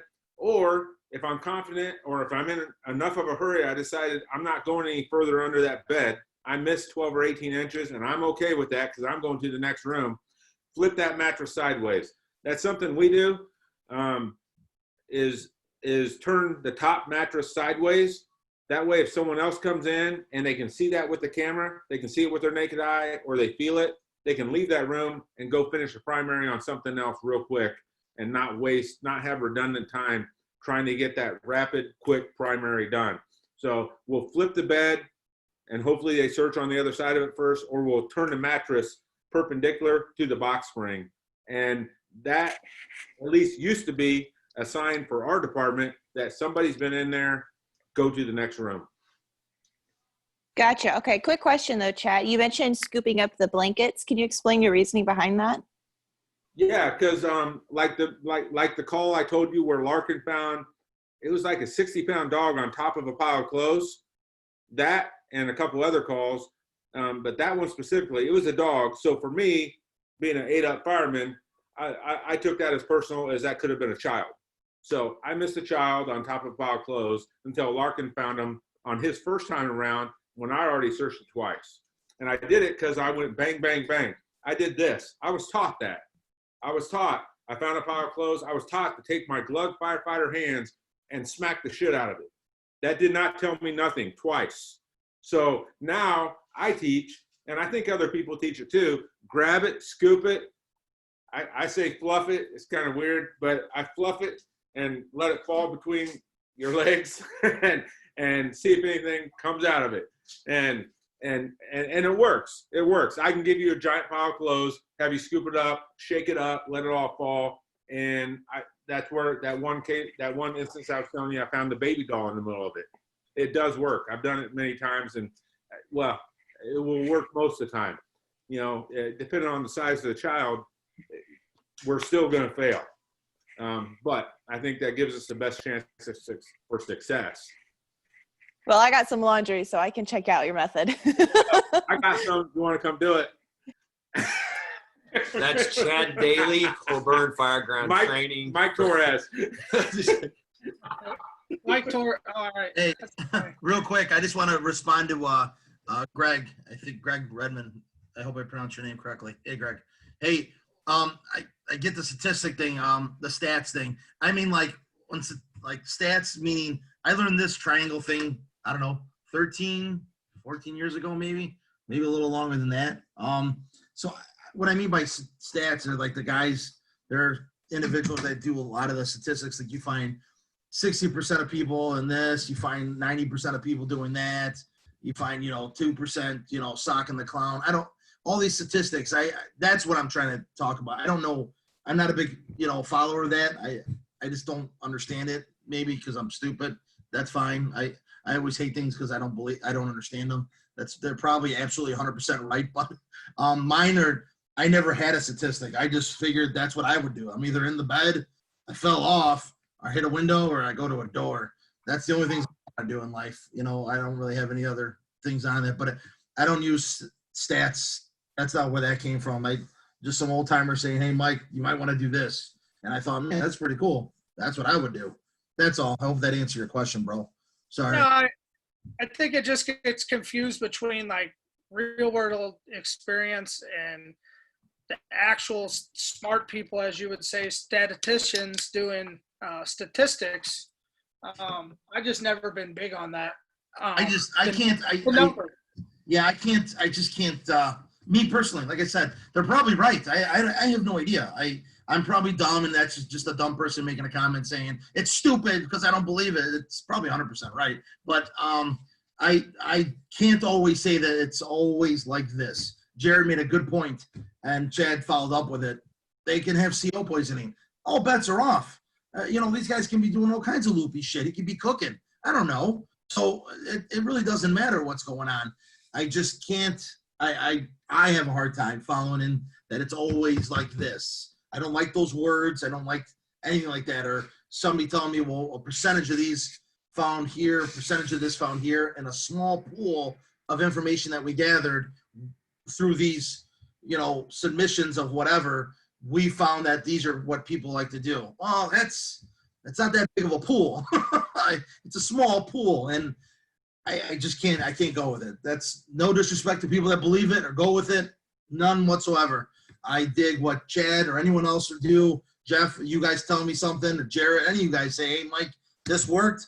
I'm gonna go try it." That's how I'm gonna handle. That's my statistics. That should work for you. I'm gonna give it a shot. Likewise, brother. And I know all of us, the way Chad and you guys lay out your failures, sorry to put it bluntly, it's humbling to see, and it's cool to be around, and I'm happy you guys have come on all these podcasts with us. One thing that, Chad, you kind of were hitting on it, and for years and years, like when I first came on, and everybody was teaching sweep with the tools. It hasn't been mentioned tonight, but as far as my opinion goes, that the tools need to be used for orientation, tucked away in a belt, and we need to be searching with our hands. It's already hard enough with fire gloves on, get good dexterity anyway, and see what feel what you're messing with. Now you think you're gonna hit somebody with the end of a tool, the handle of an axe, and you're going to be able to tell it's a person versus a roll of carpet. I mean, I did that one time. I hit a burn victim. He was obviously deceased, but I actually hit him with the end of the pike pole, thought it was a rolled up carpet, ended up sounding the floor actually. It actually stabbed him with the pike pole. Still never went and investigated with my hands because I was taught sweep with the tool, sound with the tool, search with the tool. And I really tried to make it a point to get away from that, Jeff. I think people are starting to pick up on that, but not enough. Not enough. I still see people crawling. When we had a few weeks ago, I still see people searching with tools. I still see people crawling around with tools in their hand.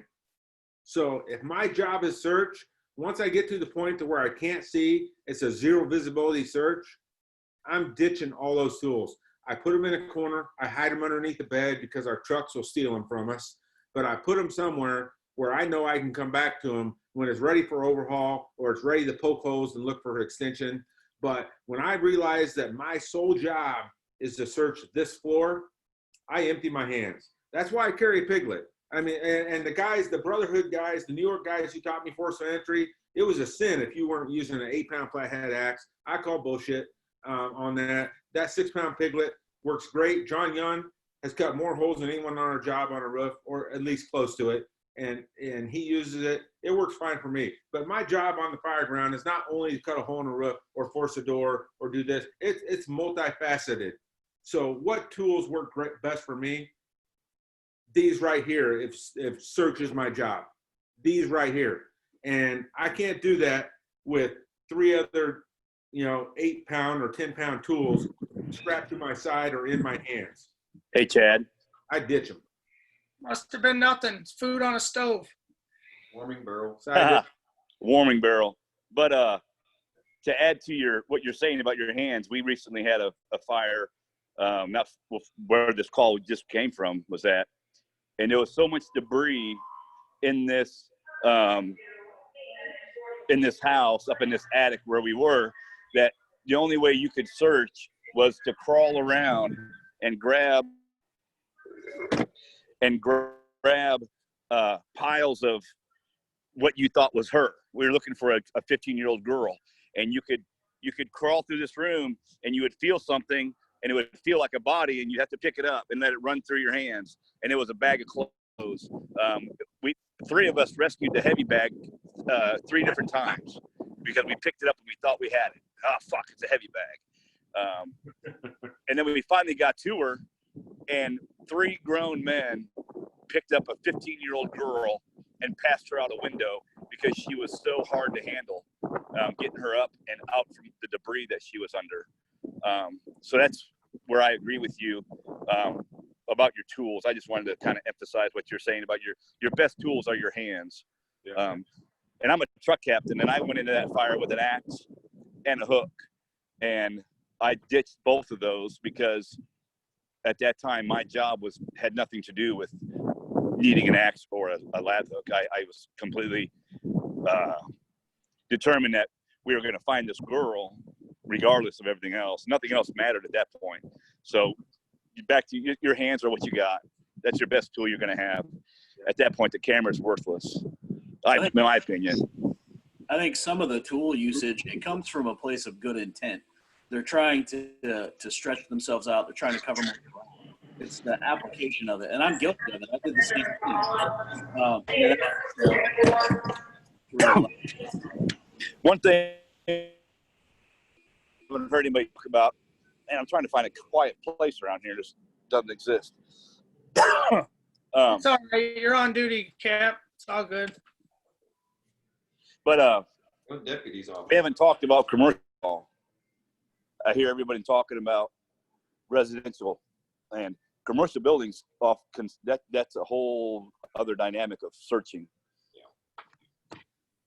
Yeah, it's my intent somewhere down the line. It's on my list of stuff to do, to talk searching commercials with ropes or, large area search type stuff. Maybe bring up the Kansas City last stuff. It just, with everything with these podcasts, man, you could go down a rabbit hole, Cap, and we can end up here till midnight, I hear you. Yeah, I hear you. But I'll definitely put it on the list for the for future podcasts. Sure, that's good.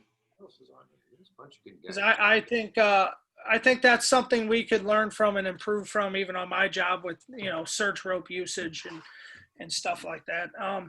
Hey, Captain Redmond, I heard you got something you wanted to add. I don't know if it's statistic related or what. If you, I got a text. I got on real quick. Oh, go ahead, Juicy. Then we'll let Captain Redmond speak, and then we'll start doing a couple wrap ups. Hey, Sean, on that 15-year-old you're talking about, did you guys have bars in those windows, and were they taken before or after you guys started to search? The girl was on the second floor. There was no bars on any of those windows, and my focus was on the second floor there, so I don't know if there's bars on windows down below. Typically, our RIT company would have attacked those bars and gotten them off. But we had reports from her family that she was on the second floor inside. It was a typical, she's right there inside that window. And so we were going in from the interior staircase to that bedroom, trying to make it to her. Awesome, thanks. I was just curious. I know one thing, we talk a lot about passing victims out, and if you don't have those windows prepped, we have a lot of bars on all first floors around here, at least my first, second, third due. So that's one consideration to be prepared to assist the search is taking that seaside door, taking those windows off if they are passing victims out. I learned that the hard way. I crawled in through a window I didn't clear the window out completely. I crawled in the window, found a guy on the other side of the room. When I stood up in the room, I heard the window close behind me. It slid, a double hung window. So I crawled to the window, crawl across the bed, stand up for a second. Don't remember why, but whatever. And the window closes behind me. And I thought, oh, shit. And then it immediately just got super hot. So like Chad said before, you know, we learn the most when we make mistakes. And so that's one thing I try and pass along to people all the time is if you're going to ladder a window and you're going to crawl through that window like a vest type situation, or you're just going to go through the window to search, clear that window out completely, because that's your way back out of the room. And it can make it hard for you to get out or not able to get a victim out the window.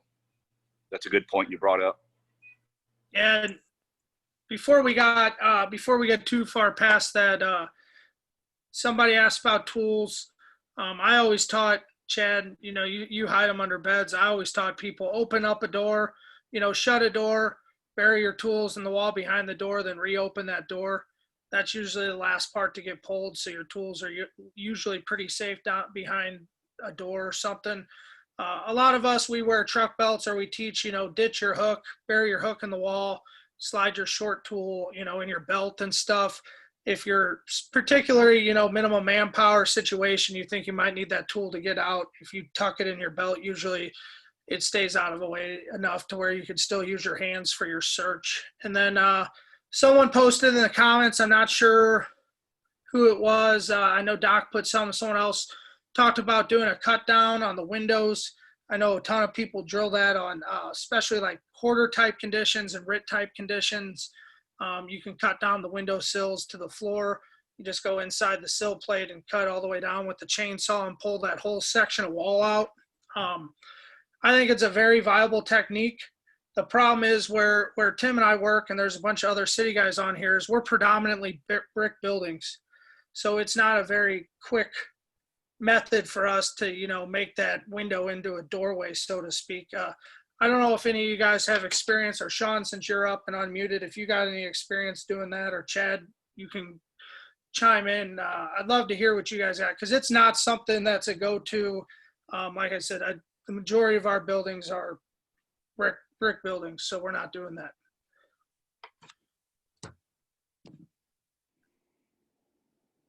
Oh, hang on. One thing Sam Hiddle showed me, a lot of times my tool that I'm carrying based on our company assignment would be a Halligan. So I have, I don't know, it's like a 3-inch ring on my left chest, and you can slide the fork through it, and it hangs on your chest. As long as you hang over the strap on your SCBA, that weight goes to your shoulders. It's not that significant. And with that Halligan hanging there, don't worry about me. I'm not going to impale myself. I've fallen on it many times and checked it. But I can drop to my knees. I can drop to my belly. And the Halligan always takes a natural stance behind me, out of my way of where I'm doing a sweep. Now, granted, my preference is just to get rid of those tools if I'm searching.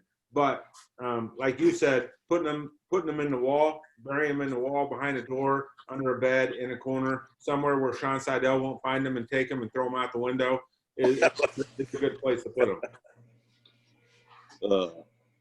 And no, I just wanted to get that out, because I think I can speak, you know, from the conversations I've had with you, Chad. You're similar to us. There's always a ton of dudes in a building with hand tools if we need them. You know, not necessarily that they're going to give them up. What I'm saying is if you're doing a search and you get trapped somewhere and need to breach a wall or get out, someone's going to have a tool. Some of these places we teach where there's only 2 or 3 of them going in, you know, they may not be so quick to ditch a tool. Right. And so you're right there. You got to worry about egress and stuff. But most of what I'm speaking about is a house fire. And in a house fire, we can always get out. John's got a call. No. So in a house fire, I'm not that worried about it. My feet are pretty powerful on plaster and lath and windows and stuff, or the chair sitting next to it. So I'm not too worried about those tools. But what I do teach, and what I found to be true in real life, is that when I put my truck belt on, sorry, Hannah, I put it up here at my bitch waist, not my man waist. My man waist is down here where my belt goes. My bitch waist is above my kegerator. So I put my truck belt up here. That helps keep my axe up here, that 6-pound piglet, from falling out.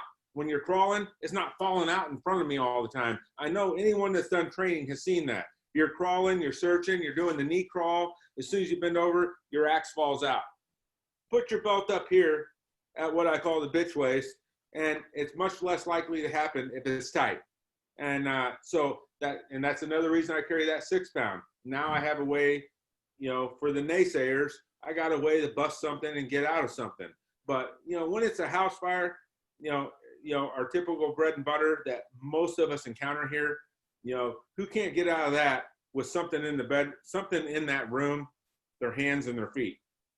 If you've at all trained yourself up to the level that we should all be. Agreed. And I have no experience with it. Just one other way to store tools I've seen out there is, I can't do it, shoulder mobility and being just large, but I've seen people throw the tool like in between their SCBA and their back. I don't know. I don't. Right. Yeah, like you're a fucking Ninja Turtle and shit when you need your stuff. Maybe it works. I just throw it out there.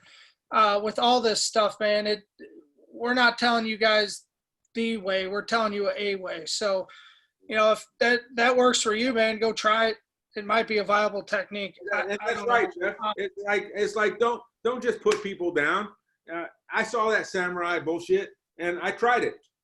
I'm guilty. I tried it. And I'm like, that's genius. Puts all the weight on your air pack, puts it on your shoulders. And it wasn't for me, but I tried it. So, until you've done it and tried it and succeeded or failed at it, don't knock other people for ideas. That's how I got most of mine, is just trying dumb stuff on my own. I made company officer with 7 years on the job, and everyone on my company had 20 years. So it was incredibly awkward. And I tried dumb shit every day, and I'm sure they laughed at me. But do what you're good at. That's right. Trying dumb shit every day, just like Sean Seidel. I got on my fingers, Sean. Hey, now you're going to finger jokes. I knew that it always comes down to finger jokes. Because some of you don't know. There we go. That's the famous finger. But when we run high rises, I stick my Halligan through my air pack strap, and it keeps my hands free for operating doors or pushing doors, forcing doors with a Rex bar, and through the lock tools. I don't have to set the Halligan down somewhere and forget it. And back to like setting tools down and what tools you carry. I think a lot of that depends on the building you're in, and not to go down the commercial building rabbit hole, but a typical residential house, I can put my tools down and not worry about needing them to get out. Because like Chad said, I can use something in the room to get me out. I can go out a window. I can break a window out with my hand. If I'm in a brick 3-story apartment building, that changes my game plan. If I'm in a type 1 construction high-rise downtown, that changes my game plan. So you have to have different plans for different structures and that or situations you find yourself in. Not just one plan is going to work all the time. Definitely. At least where I work. I'm lucky. I have a district I've got almost everything you could ask for in a fire district. So Chad put us in a situation once, I think about 6 years ago. We had some beat up hotels next to our station. And so we just got the pigs, and we had like 2 of them. And so he was like, okay, we need you to search this building. And once you get to the back of wherever you are, fire's going to start pushing you to the back wall pretty much. And the back wall is a cinder block wall. We had pigs. So we had just, I think a month before, we had access to a big strip mall, and we just busting cinder blocks up. We learn how to do that. That's an art. It's not easy to just bust cinder blocks up in an efficient way. So we got fire pushed us in the scenario. Fire pushed us to the back of this wall, and we had to breach it out and get through it pretty much. And so We kept our tool through the whole search process, reached a wall, and we made it out. We were tired as heck though, but we survived the scenario initially. I like your background there, brother. Rescue 9. I'm figuring it out. He's just been messing around the whole time trying to get the Rescue 9 background. By the time we get done, I'm gonna have a whole lifesaver fight scene in the background. He was in San Francisco a few minutes ago. I was. I like Juicy's background now too. Oh my God! Dad. I got it back from Nickelmeyer. I know we need to stop with the backgrounds. It's not going to end well for me. Hey, so I don't want to forget them. Cam Redmond, you got some for us? Thanks for waiting. Yeah, no, am I actually got to see if I'm not muted, right? Yeah. You can hear me? So just quickly on the stats, all I was saying is that the idea that stats are for nerds or common sense rules is that when Mike Torres is talking about stats and he's talking about, or I'm sorry, he's talking about his triangle. The triangle came out of somebody's idea of what stats are. You're going where the most likely place you're going to find people, and that's what stats are about. So stats should merge what we do with, what what research or whatever. It just should be a bigger pool of information, right? So that's really all we're looking at when we talk about stats, and that's all I was saying is the idea that he's going here, here, and here is because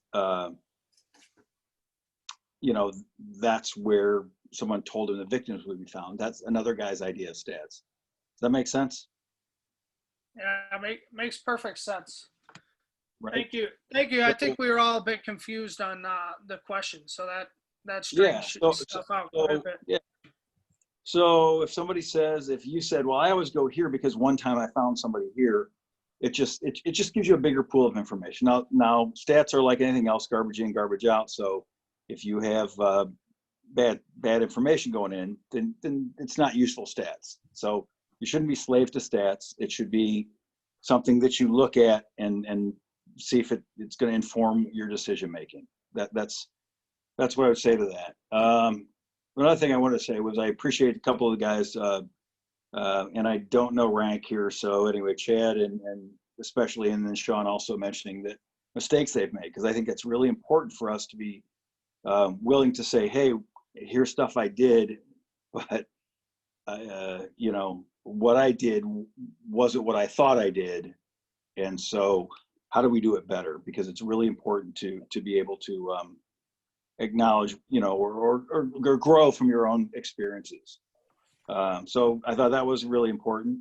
And then there's a couple other things, just real quick, and I'll be done here. But your attitude about search technique is really important. Teaching these specific techniques is important. But first, the idea that it isn't our job to save someone's life.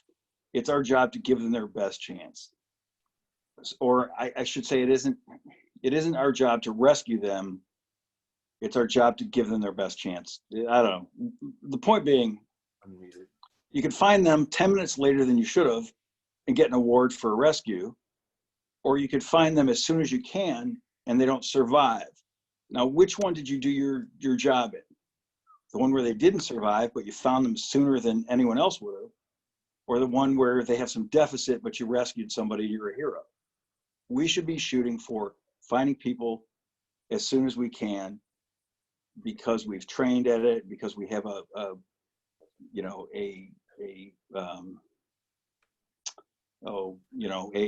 whatever we've decided is the best way to go about doing, based on our, information, training, experience, that we're putting the work in to try to find people as soon as we can.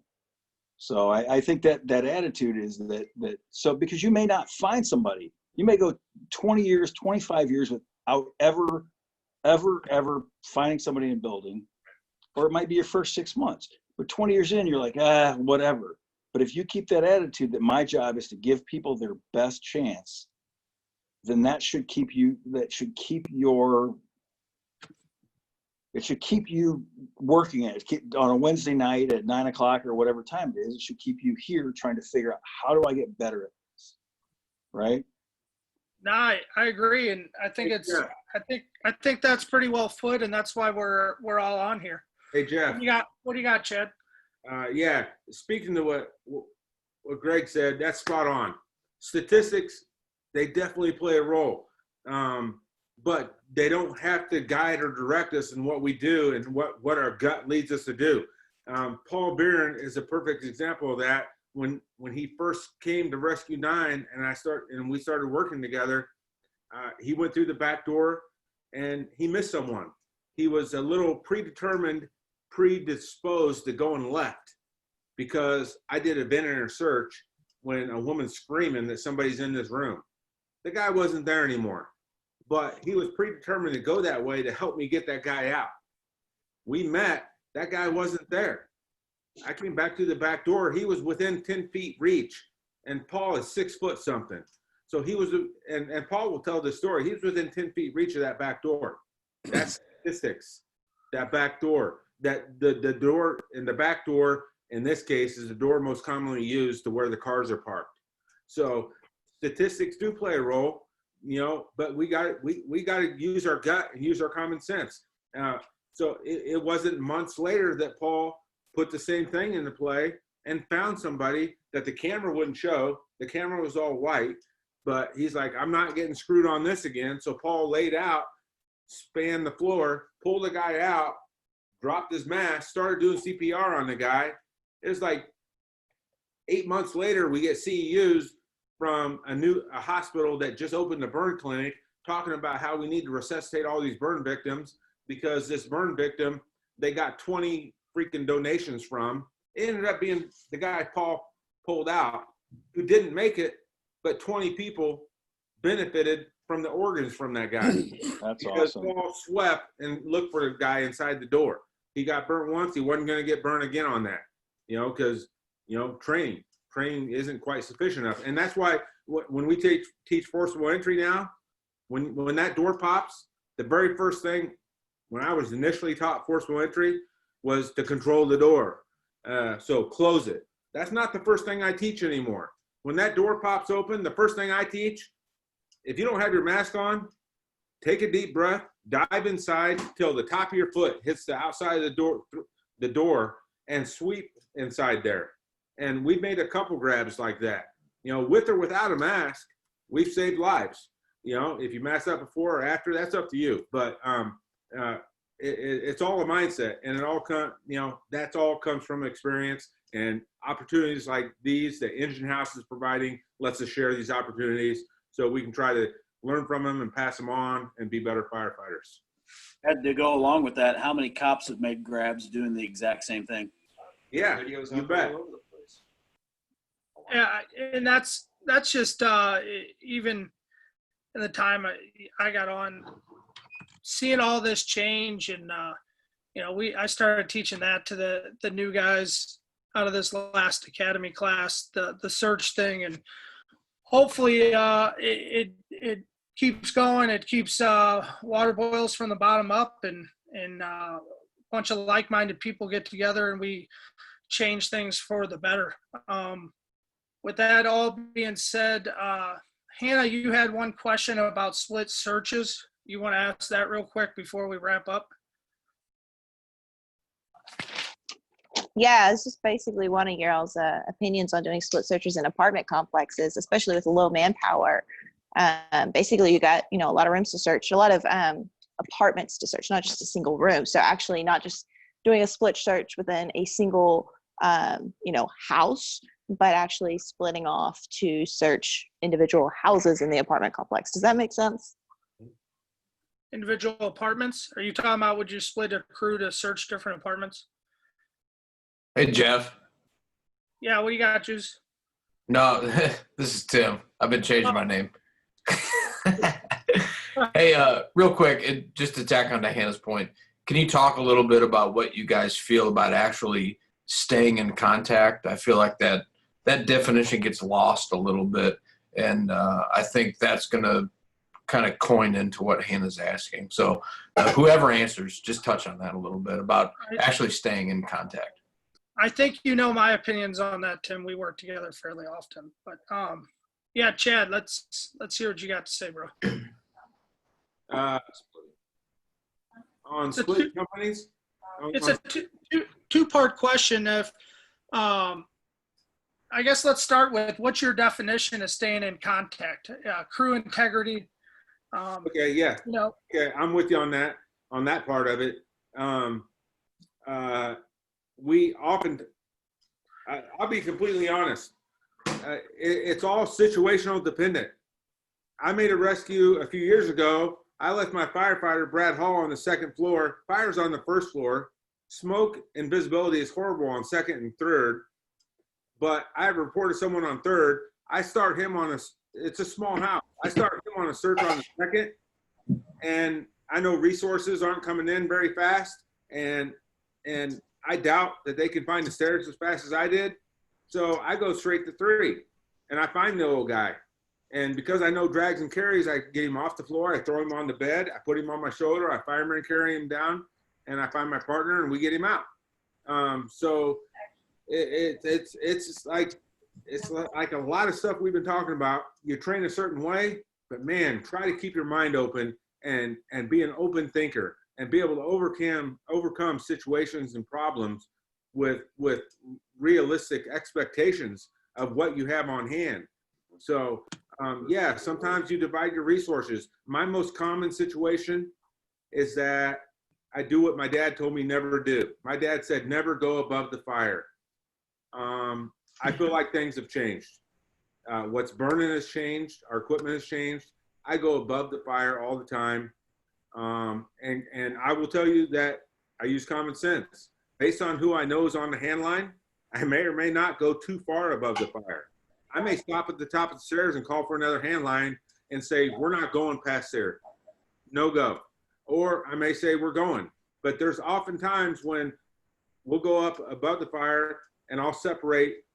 My crew's already separated. I have fortunate to have a 6-man crew working 2, 2, and 2. So I'm in there with one guy. I have tried working with 3 and 3. That didn't work so good. 3 and 3 doesn't work in zero visibility, in my opinion. 2 and 2 is all you can keep track of. So if I go 2 and 2, there's many times when I'll shove the first door I get to, I'll shove a firefighter in there, shut the door, and I go to the next room. And I may search all the other 3 or 4 doors in that hallway with a camera, come back and find my firefighter. But he always knows that if he continues a right or a left-hand search, he's going to find me. He's going to catch up with me. But so definitely, I think you have to be flexible. You have to apply your resources where it's appropriate. That primary search, like what Mike talked about, the triangle, it may miss some areas, but it's a primary, and we don't know if this place is going to burn down or get put out right now on a primary. So we're trying to cover as much area as we can as fast as possible. And so there's many times when we're not holding hands searching this house. And we're not even in verbal communication. We may be 2 rooms apart. Is that a risk? Yeah, it is, but that's what I signed up for and we trained for it. And I feel like it's appropriate, especially if I'm on the second floor of the house. Very seldom do I ever find a room that doesn't have a window for me to get out. So. Yeah, I'd like to tag on a couple things. I think a lot of the times Kansas City's, your St. Louis is your Chicago's, FDNY, they get, oh, these guys are in there searching without a hose line and blah, blah, blah. They're crazy. I just want to point out that our handline culture, at least on our jobs, is very aggressive. So very rarely, if ever, are we in a house without a charged hose line somewhere in that building.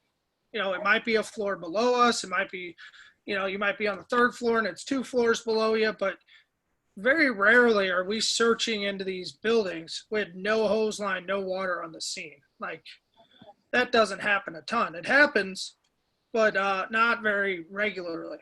As far as we've all kind of proven, we're all over the holding on to a boot, holding on to, someone's hands going in around a building or around a room doing a search, like we kind of proven that's pointless. But there is a time and place for that. If you have a newer guy and you're a captain and you have a newer guy, you're probably not going to give him the same responsibilities or her the same responsibilities as you would Paul. So it's all situation dependent, like who you got, how much have you trained, how experienced is your crew. I'd stand a reason my crew, I could speak for us, we're going to split up and do search in different apartments if need be, just to go back to Hannah's scenario she gave us.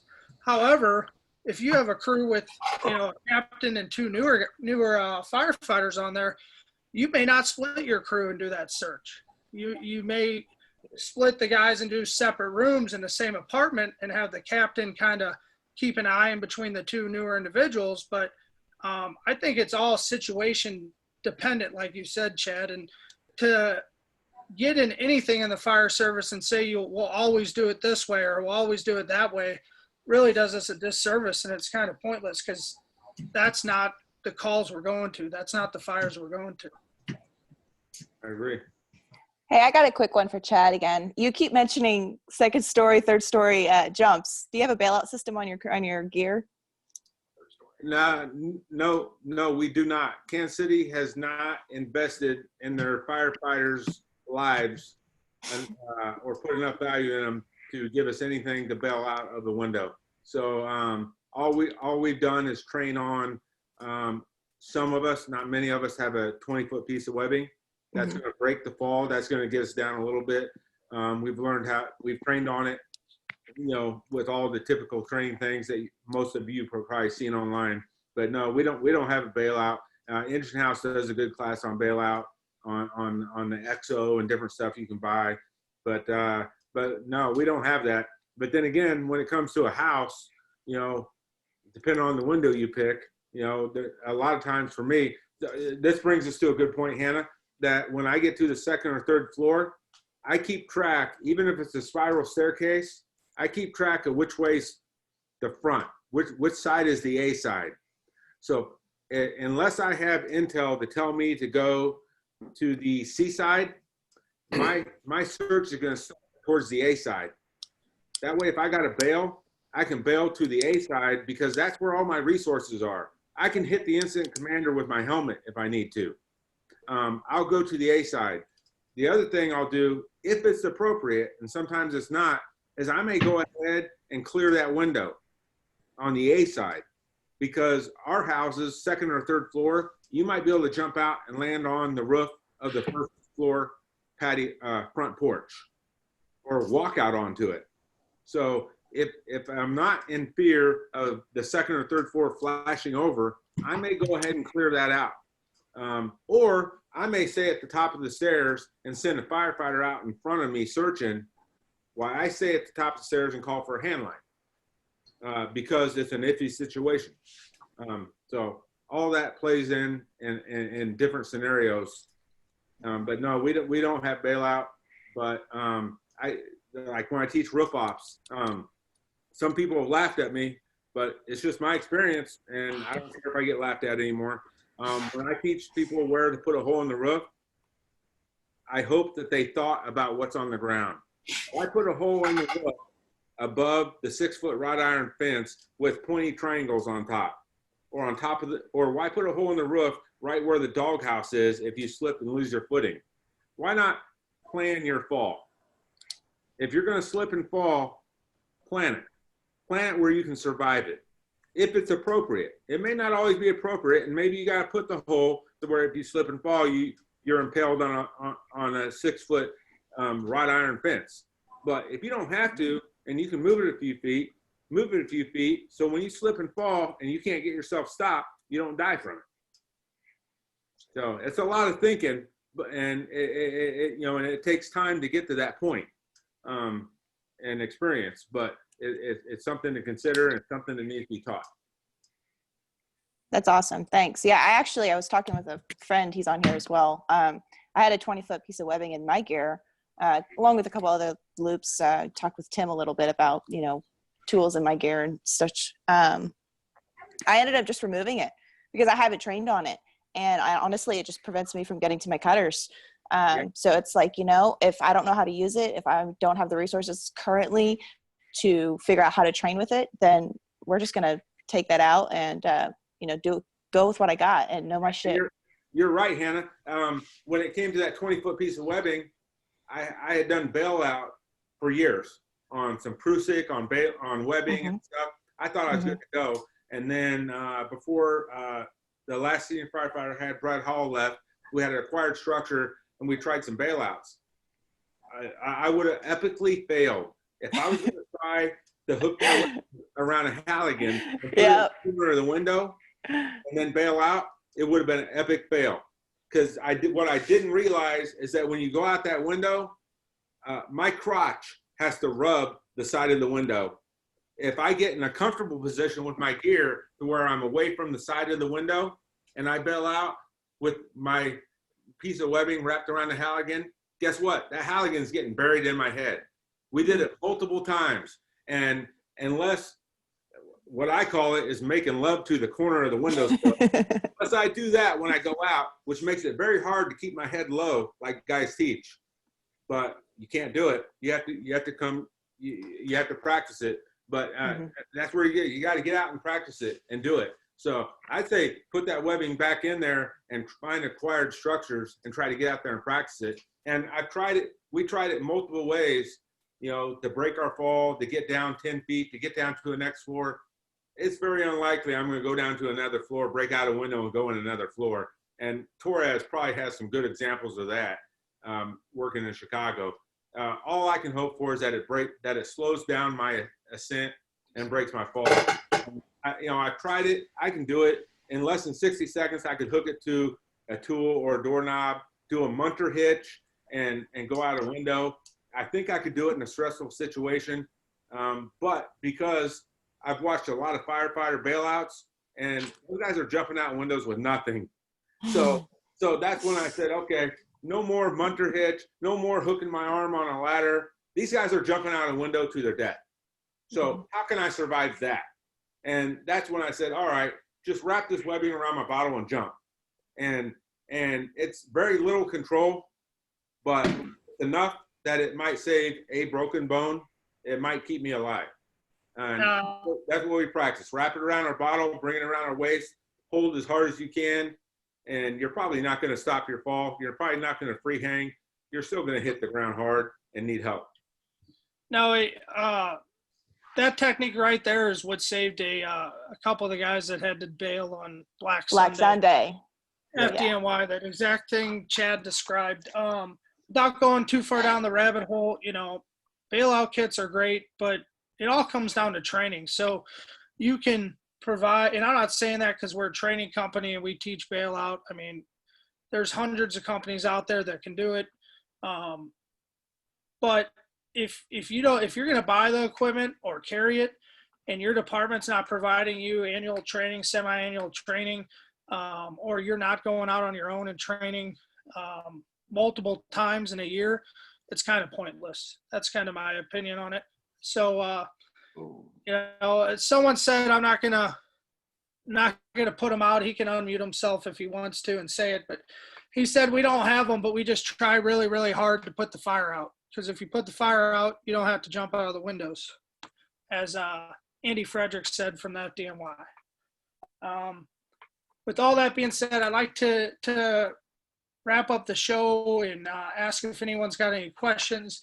We've gotten over 2 hours of stuff in here now, but I do like to call on some newer members at the end of the show. And Hannah, it's usually you, but we have some newer people than you on tonight. I happen to know because I taught their class, and one said he would say a couple things. So, hey, Miller, what you got something for us? What'd you pick up tonight? What'd you learn? Can you hear me? We got you. Which Miller, sir? Ryan, I guess. One of them said they talk. Oh yeah, yeah, I can talk. Leach can talk. I don't care.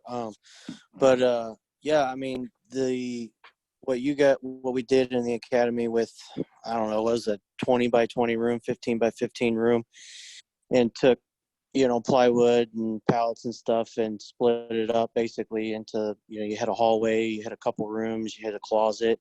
And, there was a time where when we were in there searching, I remember, we got stuck in like what was a closet, and it was essentially a two by two or 4x4 little room, and like we were legit lost, and stuff like that. And as far as the searching and dragging like dummies and stuff out, those are only 140-pound dummies, and we were dragging those through little small areas. So teamwork and orientation of where you're at in the room, I thought it was pretty good training, and I thought it worked out pretty good at preparing you for, something a little bit more than just, searching a 20 by 20 square room. Perfect.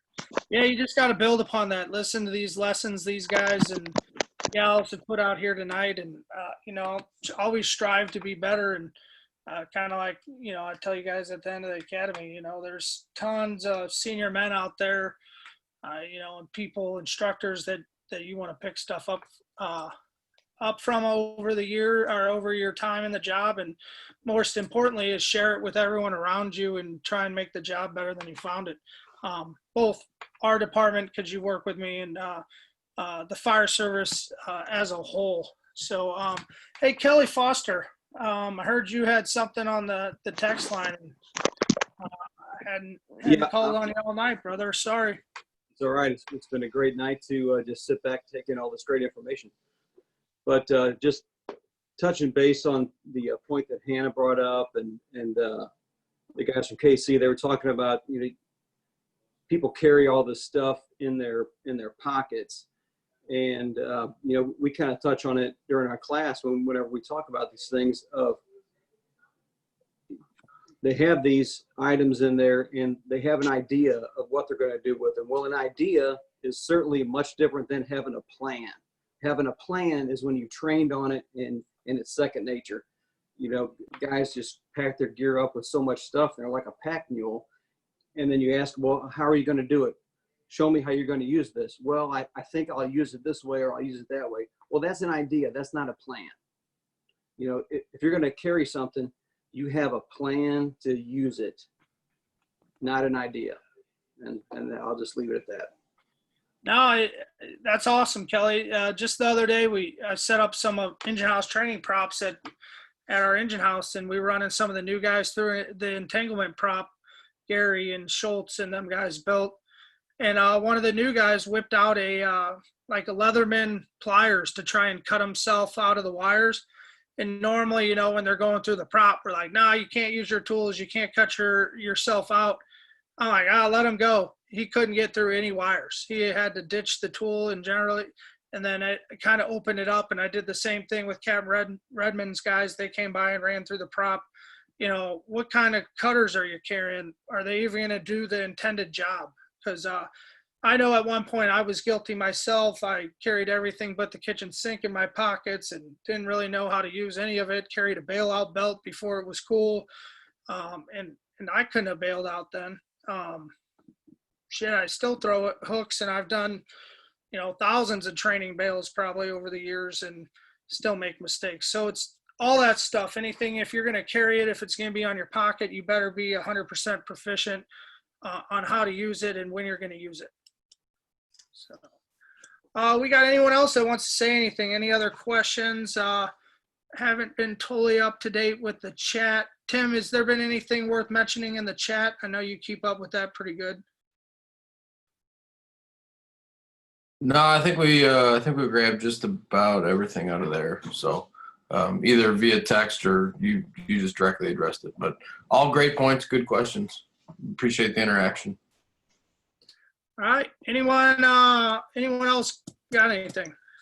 Yeah, I do. All right, wrap us up, Chad, and I'll bring it home. In closing, I want to say how impressed I am with Hannah Elliott and the work she's done with that toy chest rescue. She's put something together for her department, training on it, and she's trying to motivate, encourage, and educate. So those of us sitting here in the evening, hardly any of us at work. You guys are ate up. You guys are you guys are fucked up. You're sitting here doing this shit on your own time. You're screwed up. So that's not the whole job. And it took me years to realize that. So you gain some information, you get some ideas. You got to be creative. You know, you got to be creative. How do we bring this back to the job?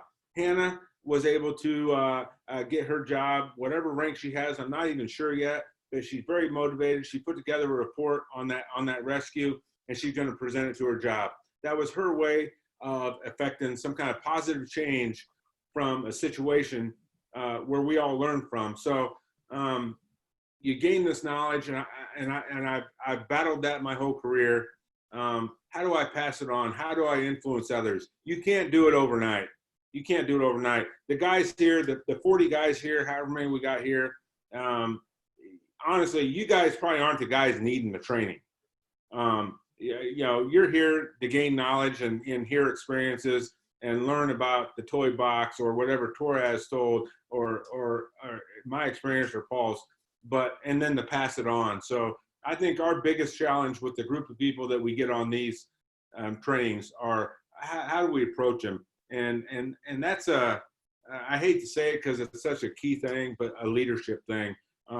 We show compassion to guys, we compassionate with their needs, and then we figure out a way to work in our agenda, which is to make those around us, regardless of rank, better firemen. So, and I think it all starts with discussions or a video or something like that.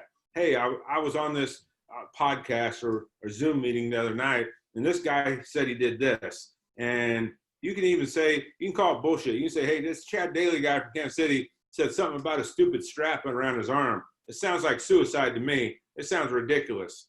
And then maybe one of your guys like, hey, let's go try it. And then before you know it, you spend the next 2 hours trying it. And that's been my experience. I got to figure out how to get buy-in. I can't just say, hey, we're doing this because I'm a captain. You got to figure out how to get buy-in. So take the knowledge, figure out how to pass it on. And I'm glad that every one of you are here. And thanks for listening to me ramble on. I hope it was worth your time. I know it's worth my time hearing other people. And I learned a few things, and I'll pass it on, and I'll figure out how to weave it into training or conversation that will create training.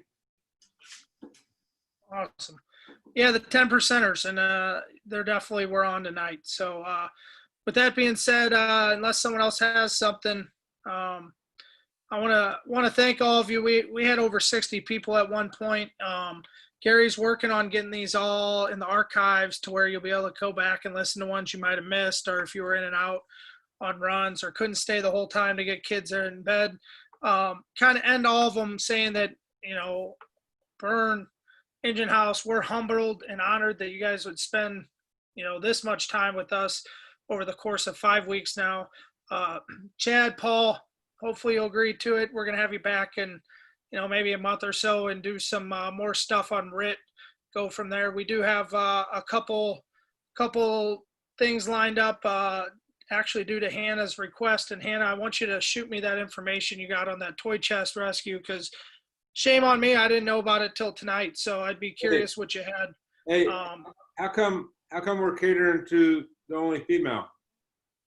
No, there was like 4 or 5 of them on tonight. Oh, okay. These are all my friends. Come on, girls, say something. Kendra, Lex, hello. Yeah, she's the only one that speaks up, Chad. And we had to make her speak up in week 1, Chad. You remember? Week 1 or 2, we had to talk her into talking. Now we can't get her to stop. I told Tim, I was like, I have diagnosable foot and mouth syndrome, so be warned. as we all do. Yeah. Hey, yeah, so next week, Tim's going to put some people together and talk about doing some fitness stuff. And then we got a couple weeks lined up, but I'm going to add the RIT stuff into the schedule. And then Chad, I'd like you to talk to the captain that was on, and we'll bring him back on, and we'll add a commercial search to the schedule as well, because I think people are dying to get the information out there. And like I said, thanks for spending the evening with us. We're honored and humbled that you care enough to come on and spend this amount of time with us. And if we can be any service. O'Byrne's on Facebook and all the social media platforms. Engine House Training, same deal. I'm going to get those videos of the drag strap posted tonight or tomorrow on our Facebook page. And I'm sure Juicy's going to get them up on O'Byrne's page. So look for those. And thanks a lot, everyone. Have a good evening. See you in 2 and 2.